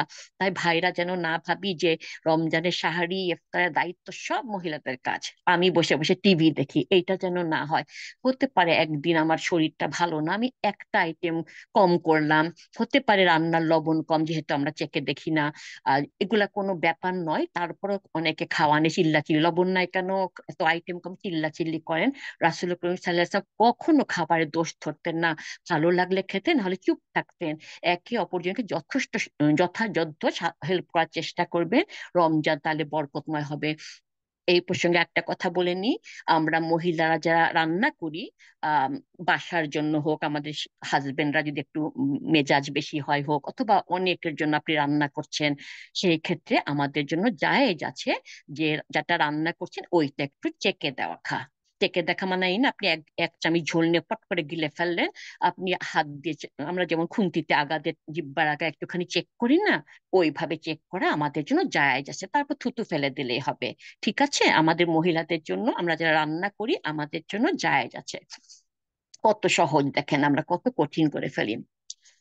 আমরা রমজানে কখনো করিনি বা গত রমজানে করিনি এমন কিছু এই রমজানে করার চেষ্টা করবো ইনশাল্লাহ। প্রথমে আমরা সংকল্প করে নিই, এই রমজানটা যেন অন্য রমজান থেকে ইবাদতে বেশি কাটাতে পারি। এই সংকল্পটা কিন্তু আমাদের অনেক এগিয়ে নিবে। আমি এখানে 16টি বলার চেষ্টা করব সংক্ষেপে। 1 নাম্বার, যারা গত বছর তারাবি পড়েননি বা কখনো পড়েননি, তারা এবার তারাবি পড়বেন ইনশাল্লাহ। এই তারাবির নামাজ ফরজ না, তবে এটা আমাদের জন্য একটা বোনাস, এটা লুফে নেওয়া উচিত। কোথাও যদি দেখি buy one get one free, আমরা তখন কিভাবে ছুটে যাওয়ার চেষ্টা করি, তাই না? আর এইটা হচ্ছে সেই সেই মাস, আমাদের উচিত লুফে নেওয়া। যদি পড়তে নাই পারি, ওই যে বললাম, সাহারি খেতে উঠে অন্তত 2 রাকাত তো পড়তে পারবেন। 2 রাকাত, 4 রাকাত, তাহাজ্জুদ বলেন, তারাবি বলেন, কিয়ামুল লাইল বলেন। 2 নাম্বার, কোরআন তেমন পড়া হয়নি, এবার প্রতিদিন অন্তত 1 পেজ হলেও পড়ার চেষ্টা করবেন। ভাবছেন কোরআন পড়ার তো সময় কই, অথচ বাংলা অর্থ সহ কোরআন এখন মোবাইলে পাওয়া যায়। কোরআন অজু করে আপনাকে বসতেও হবে না, আপনি তো সেলফোনে আপনি অজু ছাড়াই শুয়ে শুয়ে পড়তে পারেন। প্রচুর কোরআনের তাফসির অ্যাপস রয়েছে, প্রয়োজনে আপনার স্মার্টফোনে বাংলা অথচ কোরআন ইনস্টল করে ফেলুন। নামাজের পর কয়েক মিনিট সময় দিন স্মার্টফোন থেকে কোরআনটি অন্তত এক পাতা পড়তে। ট্রাফিক জ্যামে আটকায় আছেন, ফোনটি পার করে কিছুক্ষণ পড়ুন। বাসায় ইফতারের জন্য আজানের জন্য অপেক্ষা করছেন, অযথা অপেক্ষা না করে একটু হলে কোরআন পড়ুন। তাও পারছেন না, কম্পিউটারে বা ট্যাবলেটে বা সেলফোনে কোরআন তেলাওয়াতের পাশাপাশি তেলাওয়াতকারীর তেলাওয়াতকৃত অংশ থেকে কিছু অনুবাদ বা তাফসীর থাকলে তা আরো ভালো হয়। যারা কোরআন পড়তে পারেন না তারা অন্তত তেলাওয়াত শুনুন, ইউটিউবে শুনুন, ছেড়ে রেখে দিব্যি শুনতে পারেন। আর পড়তে পারেনই না কেন, ছোট ছোট সূরা যেগুলো আছে, এটা আমি একটু পরে বলছি, ধীরে সুস্থে তারতিলের সাথে কোরআন তেলাওয়াত করুন। অনেকে রমজান মাসে কোরআন খতমের জন্য তাড়াহুড়া করে তেলাওয়াত করে, ফলে তিলাওয়াতটা শুদ্ধ হয় না। যেভাবে হোক এক খতম রমজানে দিতেই হবে, এই ধরনের মানসিকতা পরিহার করে আস্তে ধীরে সুন্দর করে পড়ুন। কোরআন যদি খতম দিতে পারেন আলহামদুলিল্লাহ, না পারলে যতটুকু হয় ততটুকুতে সন্তুষ্ট থাকুন। মনে রাখবেন, ah quality is better than quantity, তাই না? আম, সুতরাং আপনারা চেষ্টা করবে অল্প করে সুন্দর করে পড়ার জন্য। কোরআন খতম দিতে পারলে আলহামদুলিল্লাহ, না পারলেও কোনো অসুবিধা নাই, যে পড়তেই হবে। 3 নাম্বার, যারা কোরআন পড়তে পারেন না তারা কোরআন শিক্ষার জন্য এই মাসটাকে বেছে নিতে পারেন। সেই সাথে দেখে দেখে পড়তে পারেন না বলে তিলাওয়াত থেকে নিজেকে বঞ্চিত করবেন না। আপনার তো নিশ্চয়ই ছোট ছোট কয়েকটা সূরা মুখস্থ আছে যেগুলোতে আপনি নামাজ পড়েন, আমরা সেই সূরাগুলি, ছোট ছোট সূরাগুলো সবাই তো পারি, তাই না? সূরা ফাতিহা, সূরা ইখলাস, সূরা ফালাক, সূরা নাস, সূরা আসর, সূরা লাহাব, এগুলো তো আমরা সবাই পারি। কোরআনটা খুলে এই সূরাগুলোর উপরে আপনি আঙ্গুল দিয়ে দিয়ে পড়তে থাকুন, দেখবেন অক্ষরগুলা হরফগুলা কিন্তু চেনা হয়ে যাচ্ছে। আপনি এভাবে পড়লে আপনার পুরা সওয়াব হচ্ছে, আপনি রমজানে কোরআন পড়তে পারি না এটা বলতেই পারবেন না। এই সূরাগুলো আপনি অবশ্যই পারেন, সূরা ফাতিহা, সূরা ইখলাস, এই সূরাগুলো আপনি কোরআন খুলে বারবার, আপনি সূরা ফাতিহা 100 বার পড়েন, আপনি সূরা ফালাক না 10 বার, কোনো অসুবিধা নাই, বারবার এক সূরায় পড়তে পারেন। তাও আপনি এই সুযোগ থেকে নিজেকে বঞ্চিত করেন না। 4 নাম্বার, ভালো আলেমদের লেকচার শুনতে পারেন। যে কোনো একটা সাবজেক্ট আপনি চয়েস করতে পারেন, যেমন জাকাত, কথার কথা বলছি, জাকাত, বা হয়তো আপনি আপনার সন্তানের বিয়ে দিবেন, বিয়ের সুন্নাত গুলো কি, কিছু না কিছু একটা সাবজেক্ট এক একবার চয়েস করেন, ভালো কোনো আলিমের লেকচার শুনুন। 5 নাম্বার, বাসায় যাদের হাদিসের বই আছে, সহি বুখারি, সহি মুসলিম, রিয়াদুস সালেহিন, বুলবুল মারাম, যে আর বাসায় যা আছে নামিয়ে হাতের কাছে রাখুন। প্রতিদিন 10টা হোক বা 5টা হোক হাদিস পড়ুন। যদি আমরা প্রতিদিন 5টা করে পড়ি, পুরা রমজানে 150টা হাদিস পড়া হবে, সুবহান আল্লাহ। আর যদি প্রতিদিন 10টা করে পড়ি, 300টা হাদিস। বাংলা তো, হাদিসগুলো তো বাংলা, গুলো তো আরবি না, ওগুলো চট চট করে পড়া হয়ে যায়। দেখবেন প্রতিদিন কিন্তু 10টা কেন, আপনি 20টা 30টা দিব্যি পড়তে পারবেন। তাইলে চিন্তা করে দেখুন আপনার কতটি, 10টা করে পড়লে 300 হাদিস পড়া হবে রমজানে, সুবহান আল্লাহ। আমি আমার সব হাদিসের বইগুলো আমার ডাইনিং টেবিলে বার করে রাখি, যাতে পড়তে পারি যখনই নিয়ে। 6 নাম্বার, সেই যে আমরা ছোটবেলায় সূরাগুলা শিখেছিলাম, আমি ছোট ছোট সূরাগুলা, তারপর কোনো নতুন সূরা মুখস্থ করেছি?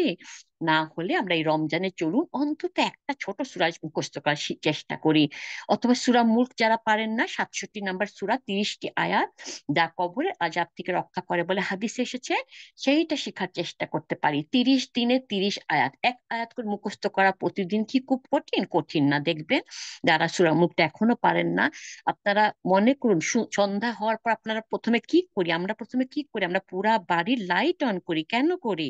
আমরা অন্ধকারকে ভয় পাই, আমরা মাকড়সা, পোকামাকড়, সাপ বিচ্ছু ভয় পাই। কবর কি, কবর গুলো হচ্ছে এগুলা সবকিছু, সেই কবরের আযাব থেকে বাঁচাবে আপনাকে এই সূরা মুলক।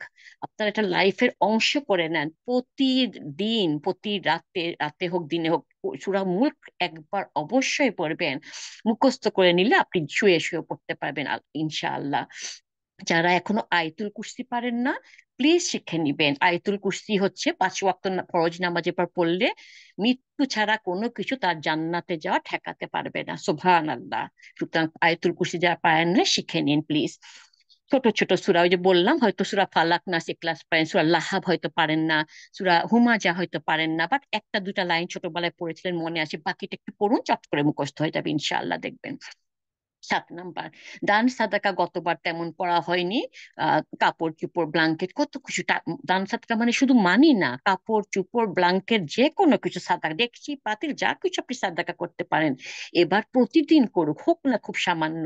নিজে মসজিদে যেতে না পারলে আপনার পরিচিত যে যান তাকে দিয়ে রাখুন। আমার হয়ে ফরিদা ভাবি, নিপা, মিমি এরা সবাই করেছে আলহামদুলিল্লাহ। এটা আমি আপনাদের প্রতিবার বলি, একটা বক্স রাখবেন সামনে, আর পাশে আরেকটা বক্সে কিছু খুচরা টাকা, খুচরা পয়সা রাখবেন। প্রত্যেক দিন আমি মাগরিবের আগে পরে করি, প্রত্যেক দিন ওই বক্স থেকে একটা টাকা বা পয়সা নিয়ে ওই সাদাকার বক্সটাতে ফেলেন। 30 দিনের একদিনও বাদ দিবেন না। তারপর যে ঈদের দিন যখন যাবেন মসজিদে, ওইটা মসজিদে ড্রপ করে দিয়েন বা কোনো ফকির মুসলিমকে দিয়ে দিয়েন। 30 দিনই চেষ্টা করবেন এইটা করতে। এটা খুবই সহজ। আমি 30টা ডলার খামে ভরে ফরিদা ভাবি, নিপা এদেরকে অনেকবার দিয়েছি যে প্রতিদিন তারাবি পড়তে জানতো, প্রতিদিন একটা করে মসজিদে দিতে। বাসার মধ্যে করেছি আমি আমারটা, আবার উনাদেরও দিয়েছি। আপনারা এটা করতে পারেন ইচ্ছা থাকলে ইনশাল্লাহ। 8 নাম্বার, অসুস্থ বা ফুল টাইম জব করেন, তেমন ইবাদত করার হয়তো সুযোগ পান না, মুখ দিয়ে জিকির করতে থাকুন। অসুবিধার কাছে জিকির করুন, সুবহান আল্লাহ, আলহামদুলিল্লাহ, লা ইলাহা ইল্লাল্লাহ, যে কোনো সুবহান আল্লাহ বিহামদি, দরুদ শরীফ পাঠ করুন। মনে মনে মুখে জিকির করতে থাকুন, কোন অংশে কম, কোন অংশে কম না, জিকির কোনো অংশে কম না। 9 নাম্বার হচ্ছে ওই যে বললাম, প্রথম 10 দিন রহমতে, পরের 10 দিন মাগফিরাতে, এগুলা না নাজাতের, এগুলা ঠিক নয়। এগুলা হচ্ছে হাদিসটা খুব জয়ীফ, অথবা হাদিসটা আছে কিনা সন্দেহ। পুরা রমজানই রহমত, বরকত আর মাগফিরাতের মাস। পুরা রমজান জুড়ে দোয়া করুন নিজের জন্য, সারা জাহানের মুসলমানদের জন্য। মুসলমানদের উপর কিরকম অত্যাচার চলছে আপনারা গাজা কে না চিনেন, কে না জানেন। রাশিয়াতে, চাইনাতে কনস্ট্রাকশন, কি বলে, ওরকম ক্যাম্প বানিয়ে রাখা হয়েছে, মহিলাদের আটকায়, মহিলাদেরকে জোর করে মদ খাওয়ানো হচ্ছে, হেজাব খোলানো হচ্ছে, চাইনিজ ইহুদিদের বিয়ে করতে বাধ্য করা হচ্ছে। আমরা যারা আরামে আছি আলহামদুলিল্লাহ, আমরা আলহামদুলিল্লাহ বলবো, এবং আমাদের নির্যাতিত মুসলিম ভাই বোনদের দোয়া করতে ভুলবো না। কে জানে আল্লাহ কখন আমাদের কাকে পরীক্ষায় ফেলে দেয়। 1 সেকেন্ড লাগে পরীক্ষায় পড়তে, তাই না? 10 নাম্বার, এই রমজানে আমরা ছোট ছোট উপকারী কয়েকটি দোয়া শিখতে পারি, যা আমাদের প্রতিদিন কাজে লাগবে মৃত্যু পর্যন্ত। সুন্নাত পালন হবে, সওয়াব হবে। যেমন ধরুন, মসজিদে ঢুকার দোয়া, বার হবার দোয়া, বাথরুমে ঢুকার দোয়া, বার হবার দোয়া, খাওয়ার শেষের দোয়া, ইফতারির পর দোয়া, ঘর থেকে বার হওয়ার সময় একটা দোয়া আছে, যানবাহনে একটা দোয়া আছে উঠে পড়ার জন্য, রাতে ঘুমাবার সময় ঘুম থেকে উঠে পড়ার দোয়া, সাইদুল ইস্তেগফার, যেটা সকল আহ ক্ষমা চাওয়ার দোয়ার মধ্যে শ্রেষ্ঠ দোয়া, সাইদুল ইস্তেগফার মুখস্থ করেন। আপনারা জানেন যে সকালবেলা সাইদুল ইস্তেগফার মনোযোগ দিয়ে পড়ে, বিশ্বাস করে, সে যদি সন্ধ্যার আগে মারা যায়, সে সাথে সাথে জান্নাতে যাবে। আর যে সন্ধ্যার পরে পরে কেউ যদি মারা যায় ফজরের আগে, সেও সোজা জান্নাতে যাবে। সাইদুল ইস্তেগফার যারা পারেন না, প্লিজ পড়ে নিবেন। এগুলা খুব কাজে লাগবে, সারা জীবন কাজে লাগবে, নেকির পাল্লা ভারী করবে ইনশাল্লাহ। এই ছোট্ট ছোট দোয়াগুলা কিচ্ছু না। আমার বই যাদের কাছে আছে, প্রথম আর দ্বিতীয় বইটা, সেই বইগুলাতে দোয়াগুলো আছে। 11 নাম্বার হচ্ছে বোনেরা যারা এখনো হেজাব পর্দা শুরু করেনি, চলুন আমরা এই রমজানে শুরু করার চেষ্টা করি। চিন্তা করে দেখুন, গত রমজানে বেঁচে ছিলেন অনেকেই, কিন্তু এই রমজানে বেঁচে নেই। হয় আপনার আত্মীয় স্বজন, নয় বন্ধু বান্ধবের পরিচিত, বা আপনাদের যে আমাদের এলাকা আমরা যারা ভাবি বলি, ভাবিদের পরিচিত ভাই বোন, কেউ না কেউ গত রমজানে ছিলেন, এই রমজানে নাই। এটা আমাদের শাহানা ভাবির বড় ভাই গত রমজানে ছিলেন, এই রমজানে নাই। উনি মারা গেলেন বেশি দিন হয় নাই। তো এইটাই, এভাবে সবাই আমরা কোনো কোনো গ্যারান্টি নাই জীবনে, কে জানে সামনের রমজানে থাকবো কিনা, এই রমজান পুরা করতে পারি কিনা, প্রথম রোজাটাই করতে পারি কিনা, ঈদ পর্যন্ত বাঁচি কিনা, কোনো গ্যারান্টি নেই, কোনো গ্যারান্টি নেই। এমন না হয় যেন কাফনের কাপড় দিয়ে আপনার প্রথম হেজাব পরা হয়। তাই চলুন চেষ্টা করবো ইনশাআল্লাহ। আপনারা জানেন মহিলাদের 5টি কাপড় দিয়ে কাফন দেওয়া হয়। তার মধ্যে একটা হচ্ছে হেজাব, একদম মাথার মধ্যে পরায় দেওয়া হয়। তখন কিন্তু আপনি বলতে পারবেন না আমি চুল ফ্যাশন করছি, আমি হিজাব পরা পছন্দ করি না, আমার হিজাব পরলে গরম লাগে, আমার হিজাব পরা স্বামী পছন্দ করে না। কোনো কিছু খাটবে না, কোনো কিছু খাটবে না। তো তাই এইটার আগে নিজেরাই হিজাব পরা শুরু করুন। 12 নাম্বার, যারা চাস্তে সারাক ইস্তাকে চাস্ত বা ইশরাক বা কি বলে জানি ওটা, নামটা ভুলে গেছি। আচ্ছা, এনিওয়ে, অনেকে এই নামাজগুলা পড়েন না, এই নামাজগুলা পড়ার চেষ্টা করবেন। এই নামাজগুলা পড়ার চেষ্টা করবেন যারা হয়তো সবসময় চাস্তের নামাজ 2 রাকাত বা সালাতুল দোহা, সালাতুল দোহা মনে করতে পারছিলাম না। চাস্ত, ইশরাক, সালাতুল দোহা, আওয়াবিনের নামাজ, সব নামাজ কিন্তু একটাই নামাজ, হ্যাঁ, বিভিন্ন নাম। বিভিন্ন নাম, অনেকে মনে করেন মাগরিবের পরে 6 রাকাত হচ্ছে আওয়াবিনের নামাজ, না, এইটা হচ্ছে এই একই নামাজ, জোহরের আগে পড়া নামাজগুলা। শুধু এশরাকটা হচ্ছে একটু ডিফারেন্ট, এশরাকটা হচ্ছে নামাজটা পড়ে আপনাকে ওই জায়গায় বসে থেকে জিকির আজকার করতে হবে, কোরআন তেলাওয়াত করতে হবে। সূর্য ওঠার কিছুক্ষণ পর 10 মিনিট বা 12-15 মিনিট পরে 2 রাকাত নামাজ পড়বে, আপনি পূর্ণ হজ পূর্ণ উমরার সওয়াব পাবেন। এইটা হচ্ছে এশরাকের নামাজ। আপনি যদি উঠে চলে যান তাহলে কিন্তু এই সওয়াবটা পাবেন না। আর কিছুক্ষণ পরে যদি পড়েন, সূর্য ওঠার আধা ঘন্টা পর 1 ঘন্টা পর, সেইটা হবে চাস্তের নামাজ। 2 রাকাত থেকে শুরু করে 12 রাকাত পর্যন্ত পড়তে পারেন। তাহিয়াতুল ওযু যারা কখনো পড়েননি, তাহিয়াতুল ওযু করতে পারেন। এটা এই আপনারা খুব সহজে করতে পারেন। আপনারা নামাজ পর্যন্ত অজু তো করেই আসলেন, ফজরের নামাজ পড়বেন হয়তো। ফজরে প্রথমে যে 2 রাকাত সুন্নাত নামাজ আপনি একসাথে নিয়ত করতে পারবেন, হে আল্লাহ, আমি ফজরের সুন্নাত, মুখে মুখে না, মনে মনে, ফজরের সুন্নাত এবং তাহিয়াতুল ওযু নিয়ত করছি, আল্লাহ আপনাকে 2টার সব দিবে, সুবহান আল্লাহ। একইভাবে জোহরের নামাজে প্রথমে যে 4 রাকাত সুন্নাত আছে, আমরা ওটা যদি ভেঙে 2 রাকাত 2 রাকাত করে পড়ি, প্রথম 2 রাকাতে ইয়া আল্লাহ আমি জোহরের সুন্নাত এবং তাহিয়াতুল ওযুর নিয়ত করছি। তাহিয়াতুল ওযু নামাজের বেনিফিটটা মোটামুটি সবাই জানেন হাদিসটা, তারপরও বলছি। রাসূল করিম সাল্লাল্লাহু আলাইহি ওয়াসাল্লাম মেরাজ থেকে এসে বেলাল রাদিয়াল্লাহু তাআলাকে বললেন, এ বেলাল, তুমি কি এমন নেক কাজ করো যে তুমি জান্নাতে আমার পিছে পিছে হাঁটছিলা? বেলাল রাদিয়াল্লাহু তাআলা কাঠের খড়ম পড়তো, আগেকার দিনে নানি দাদিরা পড়তো কাঠের খড়ম, হয়তো আপনারা দেখে থাকতে পারেন টিভিতে বা কোথাও। ওই কাঠের খড়ম পড়লেন তো হাঁটলে খটাং খটাং আওয়াজ হতো। তো বেলাল রাদিয়াল্লাহু তাআলা বলে, ইয়া রাসূলুল্লাহ, আমি তো তেমন কিছুই করি না, বাট আমি যখনই অজু করি 2 রাকাত নফল নামাজ পড়ি। এইটা সেই তাহিয়াতুল অজুর নামাজের বেনিফিটটা, সুবহান আল্লাহ। একবার চিন্তা করে দেখেন কত কত উপকারী।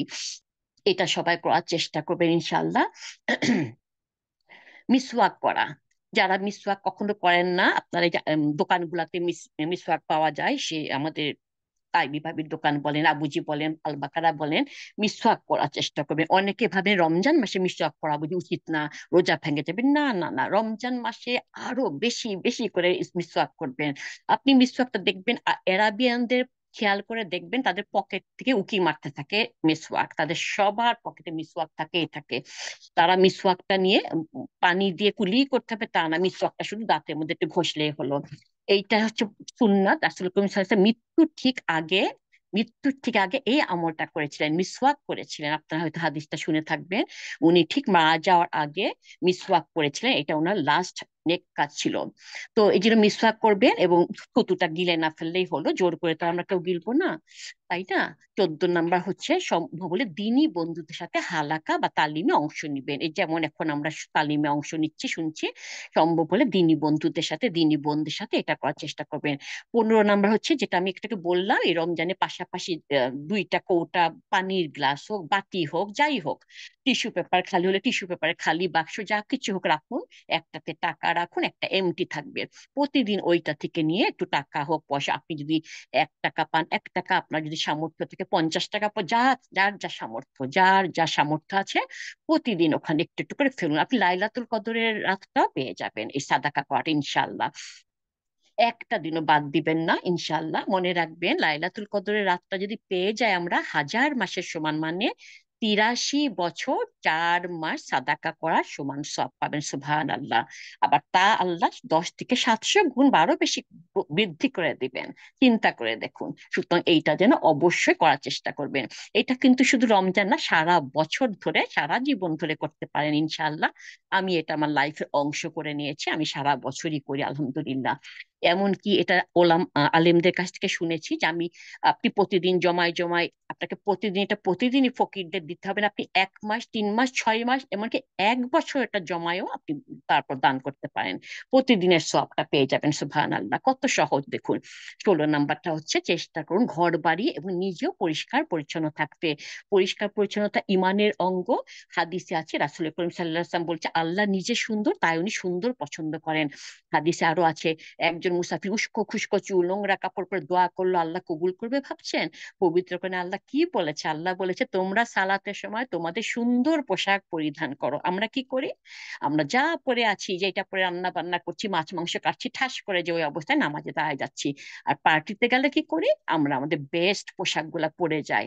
অন্তত এই রমজানে চেষ্টা করি, চলুন আমাদের ভালো ভালো পার্টিতে পরি এমন কিছু পোশাক আমরা হাতের সামনে রেডি করে রাখি, যেখানে আপনি নামাজ পড়েন তার আশেপাশে যে ওয়ার্ড্রোব, চেস্ট অফ ড্রয়ার যাই হোক না কেন, হাতের কাছে কিছু ভালো কাপড় বের করে রাখুন, যেন ওইটা পরে নামাজ পড়তে পারেন।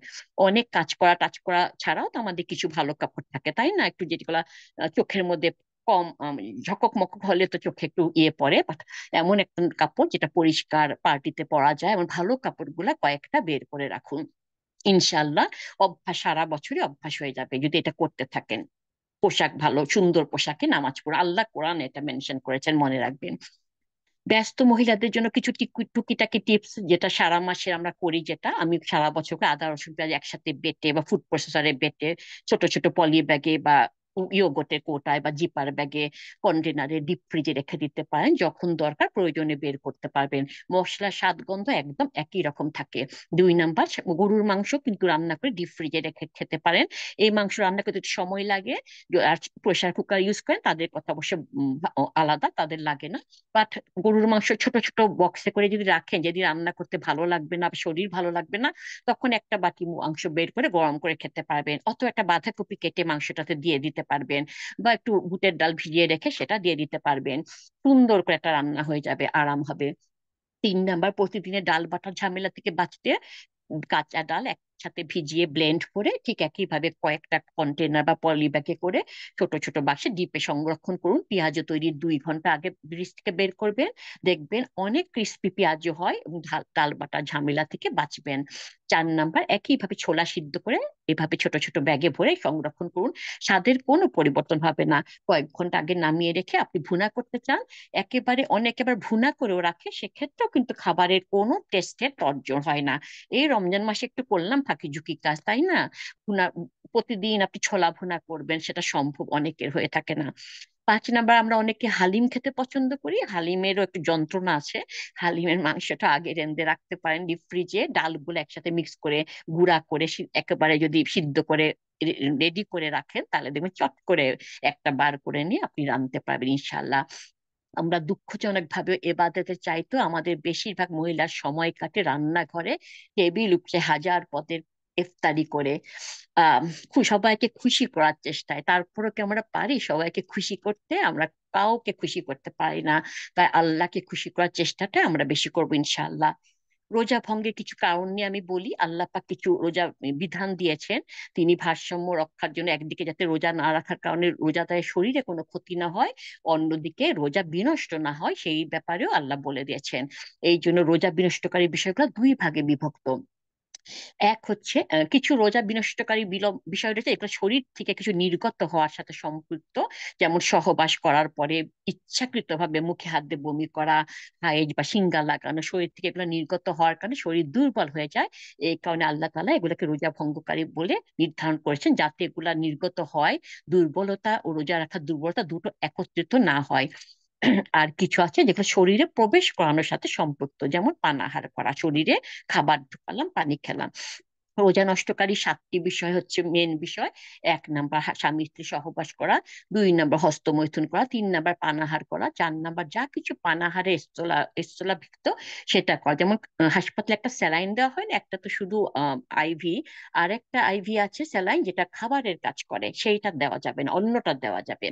5 নাম্বার, সিঙ্গা লাগানো, মানে কাপিং, কাপিং থেরাপি যেটাকে বলা হয়, যেটা দিয়ে শরীরে বদ রক্ত বের করা হয়, সেইটা লাগানো। 6 নাম্বার, ইচ্ছাকৃত করে বমি করা। অনেকের বাজে স্বভাব আছে, যারা বেশি করে খেয়ে ফেলে, তারপর উফ বেশি খেয়ে ফেলছি, বাথরুমে যে মুখে হাত দিয়ে বমি করে। আমার পরিচিত একজন আছে, সেটা করলে রোজা নষ্ট হয়ে যাবে। বা যদি নিজে থেকে অনিচ্ছাকৃত ভাবে বমি বার হয়, তাহলে কিন্তু রোজা ভাঙবে না। আমাদের ধারণা বমি হয়ে গেলে রোজা ভাঙে না, রোজা ভাঙবে না। শরীরে কোথায় ছোটখাটো কেটে গেলে রক্ত বার হলে সেটাতেও রোজা ভাঙবে না। 7 নাম্বার, মহিলাদের হায়েজ ও নিফাসের রক্ত, হুইচ ইজ আমরা জানি পিরিয়ড, প্রতি মাসে পিরিয়ডের সময় এবং বাচ্চা হওয়ার পর রক্ত বের হওয়া। তো আহ, এখানে একটা কথা বলিনি, স্বামী স্ত্রী সহবাস করে ফেললে রোজা রাখা অবস্থায় আবু হুরায়রা রাদিয়াল্লাহু আনহু বর্ণিত, উনি বলেন, আমরা আল্লাহ রাসূল সাল্লাল্লাহু আলাইহি ওয়াসাল্লামের নিকট উপবিষ্ট ছিলাম, এমন সময় এক ব্যক্তি এসে বলে, ইয়া আল্লাহ রাসূল, আমি ধ্বংস হয়ে গেছি। রাসূল সাল্লাল্লাহু আলাইহি ওয়াসাল্লাম বলেন, তোমাকে কি বিষয় ধ্বংস করছে? সে বলল, আমি রোজা রাখা অবস্থায় স্ত্রীর সাথে মিলিত হয়েছি। রাসূল সাল্লাল্লাহু আলাইহি ওয়াসাল্লাম বলেন, আজাদ করে দেওয়ার মতো কোনো কৃতদাস তোমার আছে কি? সে বলল, না। তখন রাসূল সাল্লাল্লাহু আলাইহি ওয়াসাল্লাম বলেন, তুমি একসাথে এক ধারে 2 মাস রোজা রাখতে পারবে কি? সে বলল, না। তারপর তুমি তুমি 60 জন মিসকিনকে খাওয়াতে পারবে কি? সে বলল, না। তারপর সে বসে রইলো চুপ করে, গরিব, বুঝতে পারছেন, গরিব অসুস্থ মানুষ। এই সময় নবী করিম সাল্লাল্লাহু আলাইহি ওয়াসাল্লামের কাছে এক খেজুর, এক বস্তা খেজুর পরিবেশ করা হলো, আহ এক ঝুড়ি আর কি। রাসূল করিম সাল্লাল্লাহু আলাইহি ওয়াসাল্লাম তখন তাকে দিয়ে এটা বলেন, এগুলো নিয়ে সাদাকা করে দাও। তখন লোকটি বলল, হে আল্লাহ রসুল, আমার চাইতো বেশি অভাবগ্রস্তকে সাদাকা করব? আল্লাহর শপথ, মদিনার উভয় প্রান্তে আমার পরিবারের চাইতে অভাবগ্রস্ত আর কেউ নেই। তখন আল্লাহ রসুল সাল্লাল্লাহু আলাইহি ওয়াসাল্লাম জোরে হেসে উঠলেন এবং তার দাঁত দেখা গেল। আমরা জানি উনি মুচকি হাসতেন, এইবার উনি জোরে হেসে উঠলেন, তারপর বললেন, এগুলা তোমার পরিবারকে খাওয়ায় দাও। বুলবুল মারামের হাদিস নাম্বার 6676। আমরা কি জানলাম? রোজা অবস্থায় স্ত্রী সহবাস ইচ্ছা করে করাটা হচ্ছে সবচাইতে কঠিন কাফফারা। অন্য কাফফারা গুলো এত কঠিন না। এখানে বলা হচ্ছে কি, কৃতদাস থাকলে সেটা মুক্তি করে দাও। আজকাল তো কৃতদাসের যুগ না, শুধু এটা বাতিল। আর এটা হচ্ছে কি, এক ধারে 2 মাস রোজা রাখা। আপনি একটা রাখলেন, দুইটা রাখলেন, 10টা রাখলেন, আবার একটু রেস্ট নিলেন কয়েকটা দিন, তা করা যাবে না। একসাথে 60 দিন রোজা রাখা। যদি মাঝখানে একদিন দুদিন গ্যাপ দিয়ে ফেলেন, তারপর আবার এক দিয়ে শুরু করতে হবে। অবশ্য মহিলাদের পিরিয়ডের ব্যাপারটা এখানে ডিফারেন্ট। আর অথবা 60 জন মিসকিনকে খাওয়াতে হবে, যে কোনো একটা করতে হবে, ঠিক আছে? আহ আর কোনো কারণে রোজা কাফারা আদায় করা ওয়াজিব না। বাকি যেগুলা বললাম সেগুলাতে কাফারা আদায় করা জরুরি না, শুধুমাত্র ওই সহবাসের ব্যাপারটা। কাফারা কি এবং কিভাবে দিতে হয়? ওই যে বললাম, কেউ রোজা অবস্থায় ইচ্ছাকৃত ভাবে সহবাস করলো, তখন তাকে কাজা, রোজাটা তো কাজা করতেই হবে, কাফারাও করতে হবে, 60টা রোজা রাখতে হবে বিরতি ছাড়া। না পারলে 60 জন মিসকিনকে পেট ভরে একবেলা খাওয়াতে হবে। আহ ফাতেমা লাজমা দাইমা, যেটা সৌদি আরবের ফতোয়া বোর্ড, তাদের এটা উত্তরটা তাদের পক্ষ থেকে নিয়ে লিখেছি। অথবা একটি গোলাম আজাদ, এটা তো এখন নাই, তাই দুইটা অপশন আছে, 60টি রোজা রাখা বা 60 জন মিসকিনকে একবেলা পেট ভরে খাওয়ানো, মাঝারি সাইজে যেটা আমরা খাই। তৃতীয়ত পানাহার করা, মানে মুখ দিয়ে পাকস্থলীতে কিছু খাওয়া বা নাক দিয়ে পাকস্থলীতে কিছু পৌঁছানো, সেগুলাও। এই কারণে রাসূল সাল্লাল্লাহু আলাইহি ওয়াসাল্লাম বলছে, তুমি ভালো করে নাকি পানি দাও যদি তুমি রোজাদার না হও। অজুর সময়ের কথা বলা হচ্ছে। রোজা রাখা অবস্থায় খুব জোরে নাকে পানি না টেনে দেওয়া বলা হচ্ছে। শরীর তিরমিজি হাদিস নাম্বার 788।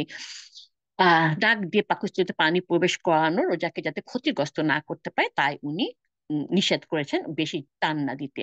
কিডনি ডায়ালিসিসের ক্ষেত্রে রোগীর শরীর থেকে রক্ত বের করে সে রক্ত পরিশোধন করে কিছু কেমিক্যাল এবং খাদ্য উপাদান দিয়ে, যেমন সুগার, লবণ ইত্যাদি দিয়ে রক্ত পুনরায় আবার শরীরে পুশ করা হয়, এতে করে রোজা ভেঙে যাবে। এটা ফতোয়া বোর্ড থেকে দেওয়া।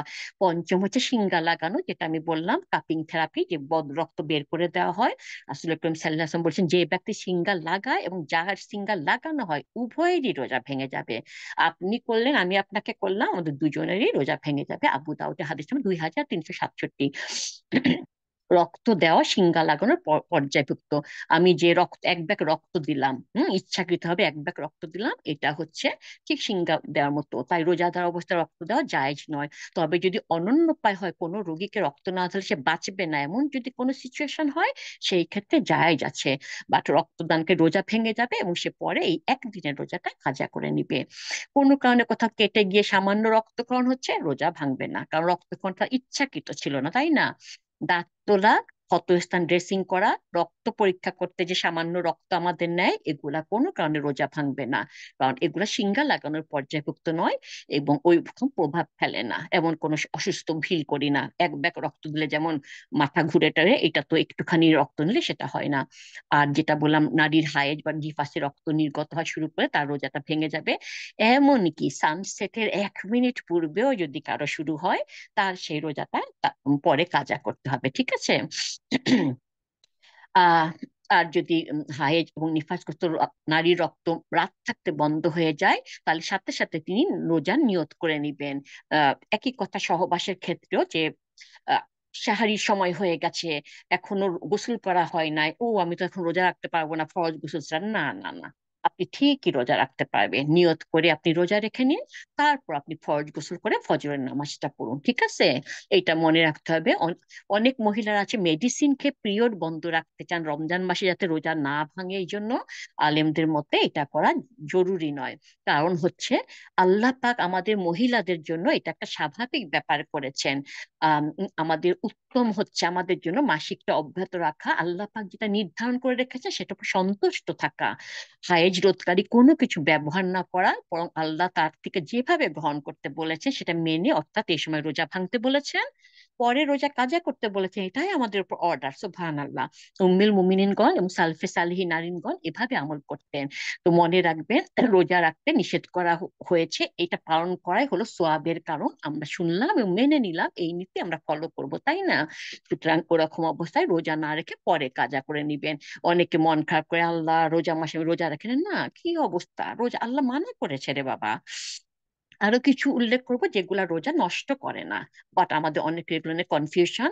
যেমন ইনজেকশন, পানাহারের ইনজেকশন, যেটা না বরং চিকিৎসার জন্য দেওয়া হয়, ইনসুলিন বলেন, পেনিসিলিন টিকা বলেন, এগুলা রোজা ভঙ্গ করে না। এসব ইনজেকশন মাংস পেশিতে দেওয়া হয়, শিরাতে দেওয়া হোক, যেখানে দেওয়া হোক, এটা হয় না। আর সাবধানতা স্বরূপ এই ইনজেকশন রাতের বেলাও নিতে পারেন। এনিমা ব্যবহার, চোখে বা কানে ড্রপ দেওয়া, দাঁত তোলা, ক্ষতস্থানে চিকিৎসা করা ইত্যাদিতে রোজা ভাঙবে না। এগুলো সব ফতোয়া বোর্ডের ফতোয়া। আমার কাছে নাম্বার গুলো আছে, ওগুলো বলতে গিয়ে অনেক বড় হয়ে যাচ্ছে, তো আমি একটু সংক্ষেপ করছি। হাঁপানি রোগের চিকিৎসা, ইনহেলার ব্যবহার করা বা জিহ্বার নিচে যে ট্যাবলেট রাখা হয়, এগুলাতে রোজা ভাঙবে না। মেডিকেল টেস্টের জন্য প্রাইভেট এরিয়াতে কিছু প্রবেশ করানো, সাপোজিটরি হোক, লোশন হোক, কোলোনোস্কোপি হোক, হাতের আঙ্গুল ডাক্তাররা যেটা চেক করে থাকে, বা মেডিকেল কোনো যন্ত্রপাতি জরায়ুতে প্রবেশ করলে রোজা ভাঙবে না।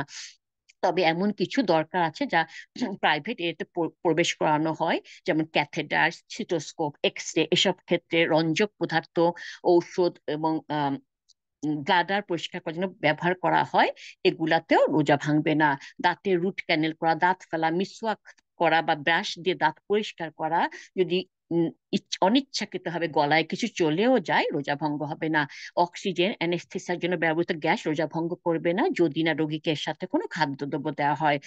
আহ চামড়া দিয়ে শরীরে যা কিছু প্রবেশ করে, যেমন তেল হোক, অয়েন্টমেন্ট হোক, মলম, মেডিসিন হোক, এগুলা, ডাক্তারি প্লাস্টার হোক, রোজা ভাঙবে না। ডায়াগনোস্টিস ছবি তোলা বা এক্সরে টেক্সরে করার সময় ধমনীতে বা শরীরে অন্য কোনো প্রসঙ্গে একটা ছোট টিউব প্রবেশ করানো হয় যে মাঝে মাঝে, সেটাতে রোজা ভাঙবে না। নাড়ি ভুঁড়ি পরীক্ষা করার জন্য বা সার্জিক্যাল অপারেশনের পেটের মধ্যে একটা মেডিকেল স্কোপ প্রবেশ করালেও রোজা ভাঙবে না। চিকিৎসার স্বার্থে মস্তিষ্কে বা স্পাইনাল কর্ডে কোনো চিকিৎসা যন্ত্র বা কোনো পদার্থ ঢুকালে রোজা ভঙ্গ হবে না। আল্লাহ ভালো জানেন, শায়খ একজন আলেম উসমাইনের মাজালিস শারহি রমাদান, এই সিয়াম সংক্রান্ত 70টি মাসালা, এই বইটা থেকে এগুলো আমি নিয়েছি। এটা আপনার ওয়েবসাইটে খুঁজলে পেয়ে যাবেন ইনশাআল্লাহ। সংক্ষেপে কিছু প্রশ্ন উত্তর বলবো, 6টি বলবো। 1 নাম্বার, রমজান মাসে কোনটির দিকে বেশি গুরুত্ব দেব, কোরআন তেলাওয়াত করা না কোরআনের তর্জমা তাফসির পড়া? উত্তর হচ্ছে, এগুলো সব আলেমদের কাছ থেকে আমি নিয়েছি। আলেমদের মধ্যে দ্বিমত দেখা যায়, অনেক আলেম বলছে এই মাসে অধিক মাত্রায় কোরআন তেলাওয়াত করা উত্তম, আর অনেক আলেম বলছে কোরআনের অর্থ ব্যাখ্যা জেনে কোরআন গবেষণার মনোভাব নিয়ে তেলাওয়াত করা উত্তম। আহ তবে দলিলের ভিত্তিতে কোরআন তেলাওয়াতের পাশাপাশি এর মর্মার্থ জানার চেষ্টা করা অনেক উত্তম। এটি অতি অধিক অগ্রগণ্য বলে বিবেচিত হয়। কেননা আল্লাহ বলেছেন এটি বরকতময় কিতাব, যা আমি আপনার প্রতি বরকত হিসাবে অবতীর্ণ করেছি, যাতে মানুষ এর আয়াত সমূহ নিয়ে চিন্তা ভাবনা করে এবং বুদ্ধিমানগণ যেন তা অনুধাবন করে। সূরা সদের আয়াত নাম্বার 29। শুধু আল্লাহ কি বলেছে, এই আয়াত নিয়ে চিন্তা গবেষণা করতে। সুতরাং আপনি এমনও করতে পারেন, কয়েকটা আয়াত পড়লেন, ইউটিউবে কয়েকটা আয়াতের তাফসিরটা খুঁজে বের করলেন, তাফসিরটা ছেড়ে শুনে এটাও করতে পারেন। আল্লাহ তাআলা সূরা মুহাম্মাদের 24 নম্বর আয়াতে বলেছেন, তারা কি কোরআন সম্পর্কে গভীরভাবে চিন্তা করেন না, না তাদের অন্তর তালাবদ্ধ? আল্লাহ আরো বলেছে সূরা কামারের 40 নম্বর আয়াতে, আমি কোরআনকে সহজ করে দিয়েছি বুঝার জন্য, অতএব কে আছে উপদেশ গ্রহণকারী? সুতরাং আমাদের করণীয় হলো রমজানের সাধ্য অনুযায়ী অধিক পরিমাণ কোরআন তেলাওয়াত করা, সেই সাথে কোরআনের তর্জমা ও তাফসীর জানার চেষ্টা করা। 2 নম্বর হচ্ছে, এক ব্যক্তি ঘুরতে ঘুরতে সাহারি খেলো, তারপর জানতে চাইলো যে তার খাওয়া আসলে ফজরের আজান আগেই দিয়ে ফেলেছে, তার কি রোজা শুদ্ধ হবে? উত্তর হচ্ছে হ্যাঁ হবে, কারণ সে জানতো না। অনিচ্ছাকৃত ভুলের জন্য পানাহার করলে ক্ষতি হয় না। রাসূল করিম সাল্লাল্লাহু আলাইহি ওয়াসাল্লাম বলেন, যে রোজাদার ভুলে গিয়ে পানাহার করে ফেলে, সে যেন তার রোজা পূর্ণ করে নেয়, এই পানাহার তাকে আল্লাহই করিয়েছেন। সহিহ বুখারী 1933, মুসলিম 1155। হয় না মাঝে মাঝে রোজা রেখে একদম বেমালুম ভুলে গেছি, যে গুট গুট করে 1 গ্লাস পানি খেয়ে নিলাম অনিচ্ছাকৃত ভাবে, সেই রোজাটা ভাঙবে না, কারণ আমি ইচ্ছা করে করিনি, আল্লাহ আমাকে খাইয়েছেন। আসমা বিনতে আবু বকর রাদিয়াল্লাহু তাআলা বলেন, রাসূল করিম সাল্লাল্লাহু আলাইহি ওয়াসাল্লামের যুগে একবার আমরা মেঘলা দিনে ইফতার করলাম, তারপরে সূর্য দেখা গেল, মানে ইফতারটা তো আগেই করে ফেলেছে, সানসেটের আগে। সহিহ বুখারী 1959। বাট এই অবস্থায় রোজাটা কাজা করার নির্দেশ দেওয়া হয় না, তার মানে রোজা শুদ্ধ হয়েছে, যদিও তার আগে পেয়েছে। আরেকটা সিনারিও হলো যে ওটা বলেছি না, যদি সাহারির টাইম শেষ হয়ে যাচ্ছে, স্বামী স্ত্রী সহবাস করা বা পিরিয়ড বন্ধ, যে ফরজ গোসলের দরকার, তারা সাহারিটা খেয়ে নিবে, রোজা রাখবে, নিয়ত করে ফেলবে, পরের গোসল করে তারপর না ফজরের নামাজটা পড়বে। 3 নাম্বার, তারাবির নামাজে প্রতি 4 রাকাত পর সুবহানা জিল মুলকি নামে যে একটা দোয়া পড়া হয়, তা কি সহি? উত্তর হচ্ছে এটা সহি না। অনেক মসজিদে দেখা যায় তারাবির নামাজে প্রতি 4 রাকাত পর মুসল্লিন উচ্চ আওয়াজে সুবহানা জিল মুলকি ওয়াল মালাকুতে দোয়াটি পাঠ করেন। আমিও অনেক করেছি ছোটবেলায়। আসলে এইটা বেদাত। এই দোয়া কোনো নাই। গ্যাপ দেওয়া হয়, একটু রেস্ট দেওয়া হয়, যখন আপনি দোয়া করতে পারেন। তার মানে এই দোয়াটা নয়। এই দোয়া কোনো হাদিসে, সহি হাদিসে নাই। 4 নাম্বার হচ্ছে, এটা আমি একটু আগে বলেছি, রান্না করলে খাবারের লবণ কি চেখে দেওয়া যাবে? হ্যাঁ যাবে। পরিবারে যে কিছু লোক আছে চিল্লা চিল্লি করে খেতে বসে, সুতরাং তাদের জন্য হোক বা মসজিদে রেস্টুরেন্টে যারা রান্না করেন হোক, তাদের দেখে দেওয়া, চেখে দেখা জায়েজ আছে। তারপর থুতু ফেলে দিলেই হবে। 5 নাম্বার, বাচ্চাদের কবে থেকে রোজা রাখতে দিব? উত্তর হচ্ছে বাচ্চারা সাবালক হলে রোজা ফলো। কিছু বাচ্চা সাবালক হয় 9 থেকে 10 বছরে, কিছু হয় 14-15 বছরে। আর মহিলাদের পিরিয়ড শুরু হওয়ার পর থেকে, সেটা যে বছরে হোক না কেন। কিন্তু আজকাল বলতে গেলে টিনেজার হয়ে গেলে বাচ্চারা আমাদের কথা শুনবে না, তাই চেষ্টা করবেন 5-6 বছর থেকে, ছোট্ট বয়স থেকেই নামাজ রোজা রাখা অভ্যাস করে তুলতে, তাহলে এটা তাদের জন্য সহজ হবে। আপনার বাচ্চা যদি 14-15 বছর হয়, তাকে আপনি কোনো কিছু আদেশ করলে সে আজকাল আর সহজে তারা শুনে শুনে না। 6 নাম্বার, অমুসলিমদের ইফতার করানো যাবে কিনা? যারা আমরা প্রবাসে থাকি, আমাদের মাথায় অনেক প্রশ্ন। উত্তর হচ্ছে অবশ্যই যাবে। অমুসলিমদের সামনে ইসলামের উদারতা, সৌন্দর্য এবং মহানুভবতা প্রকাশ করা খুব গুরুত্বপূর্ণ। এটি তাদের অন্তরকে ইসলামের প্রতি আকৃষ্ট করার অন্যতম উপায়। সুতরাং ইসলামের দিকে আকৃষ্ট করার জন্য অমুসলিমকে ইফতারের দাওয়াতে ডাকা জায়েজ আছে। এটা তাদের হেদায়েতে ওসিলা হয়ে যেতে পারে। একইভাবে কোনো অভাবী বা নিঃস্বকে খাবার খাওয়ানো বিরাট সওয়াবের কাজ। এই জন্য সুযোগ পেলে এটা করতে হবে। আল্লাহ বলেছে যদি যারা আমাদের সাথে যুদ্ধে লিপ্ত হয় নাই, যারা আমাদের সাথে যুদ্ধে লিপ্ত হয় না, আমরা তাদের সাথে ভালো ব্যবহার করতে পারি। সূরা মুমতাহিনার 8 নম্বর আয়াতে আল্লাহ বলেছেন, দিনের ব্যাপারে যারা তোমাদের বিরুদ্ধে লড়াই করেনি এবং তোমাদেরকে দেশ থেকে বহিষ্কৃত করেনি, তাদের প্রতি সদাচরণ ও ইনসাফ করতে আল্লাহ তোমাদেরকে নিষেধ করেন না। নিশ্চয়ই আল্লাহ ইনসাফকারীদের ভালোবাসেন। দুঃখজনক ভাবে আজকালকার দেশে ইফতার পার্টি নামে পুরুষ মহিলা রেস্টুরেন্টে বসে খাচ্ছে, আড্ডা দিচ্ছে, লাইভ মিউজিক হচ্ছে, এগুলো আজকাল খুব চলছে। আল্লাহ মাফ করুক, হয়তো তারা নামাজও পড়ে কিনা সন্দেহ, রোজাও রেখেছে কিনা সন্দেহ, ইফতার পার্টি। শুধু তাই না, আবার ইদানিং সাহারি পার্টি হচ্ছে। রাত বাড়লে আগেকার দিনে সালফে সালিনা কি করতেন? কোরআন নিয়ে বসে যেতেন, তাহাজ্জুদ পড়তেন, জিকির করতেন।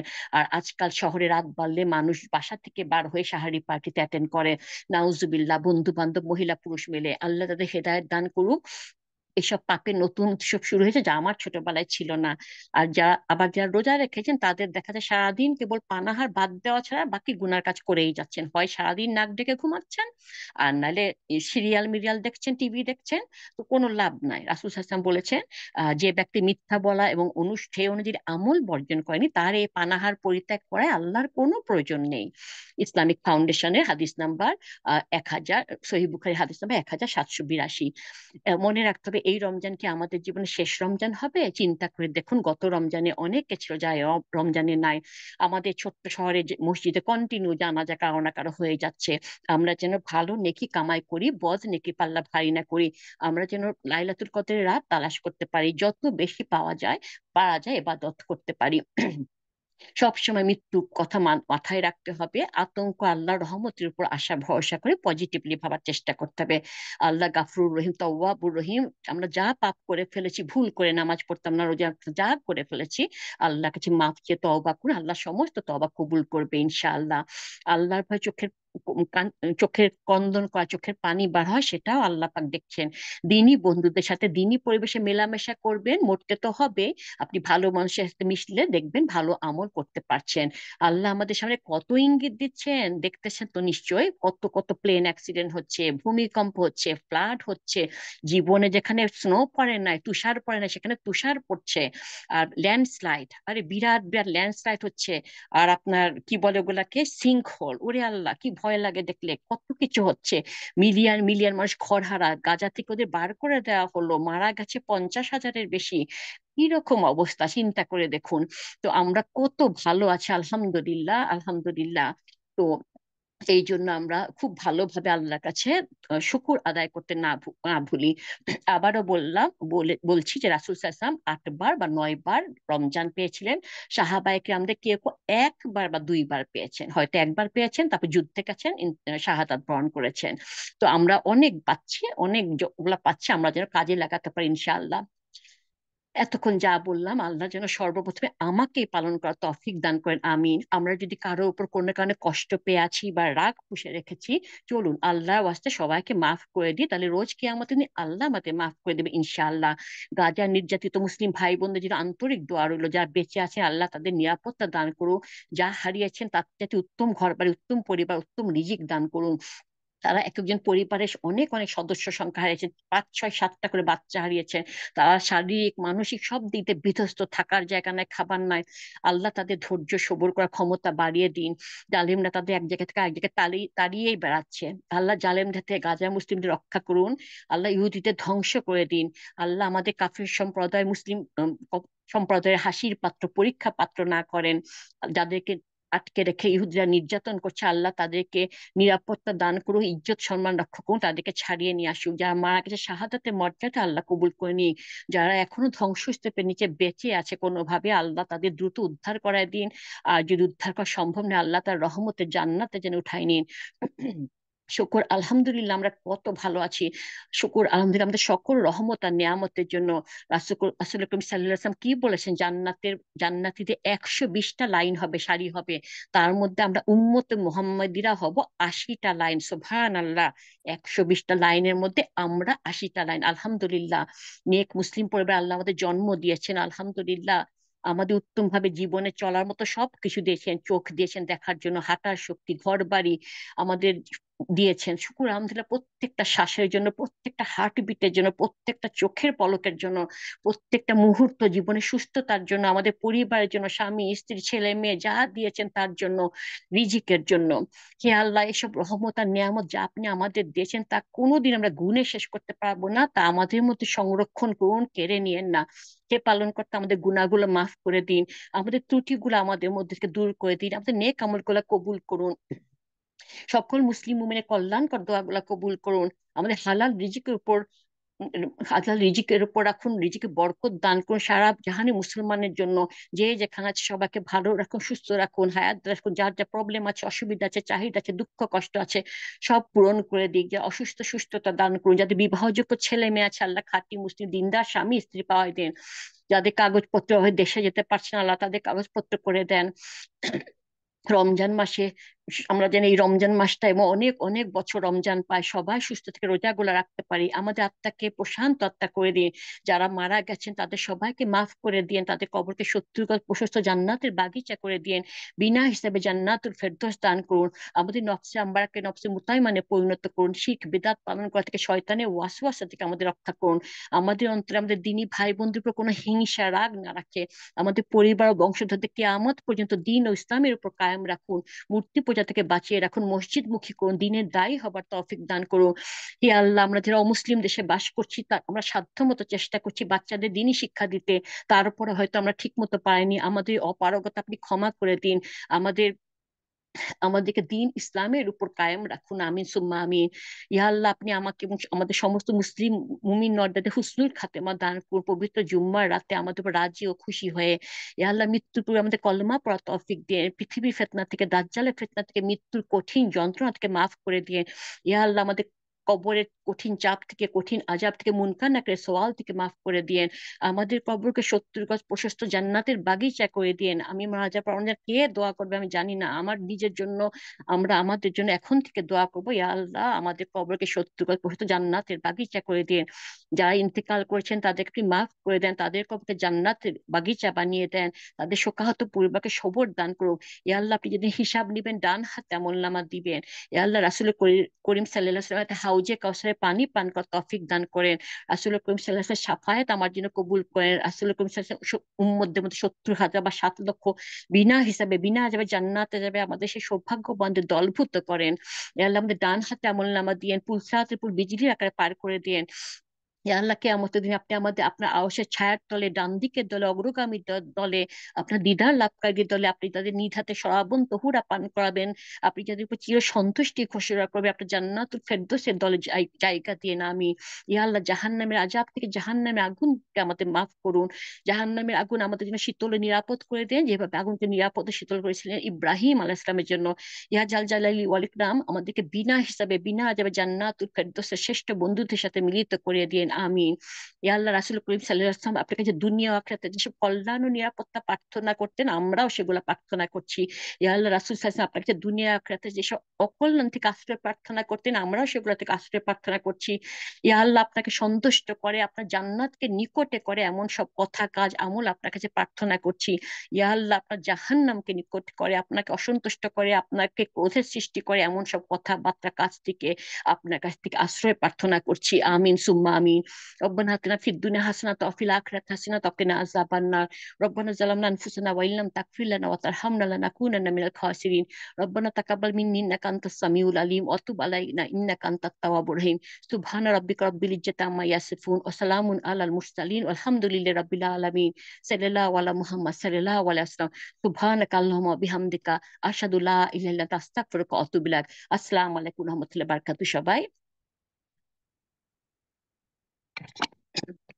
ওয়ালাইকুম আসসালাম।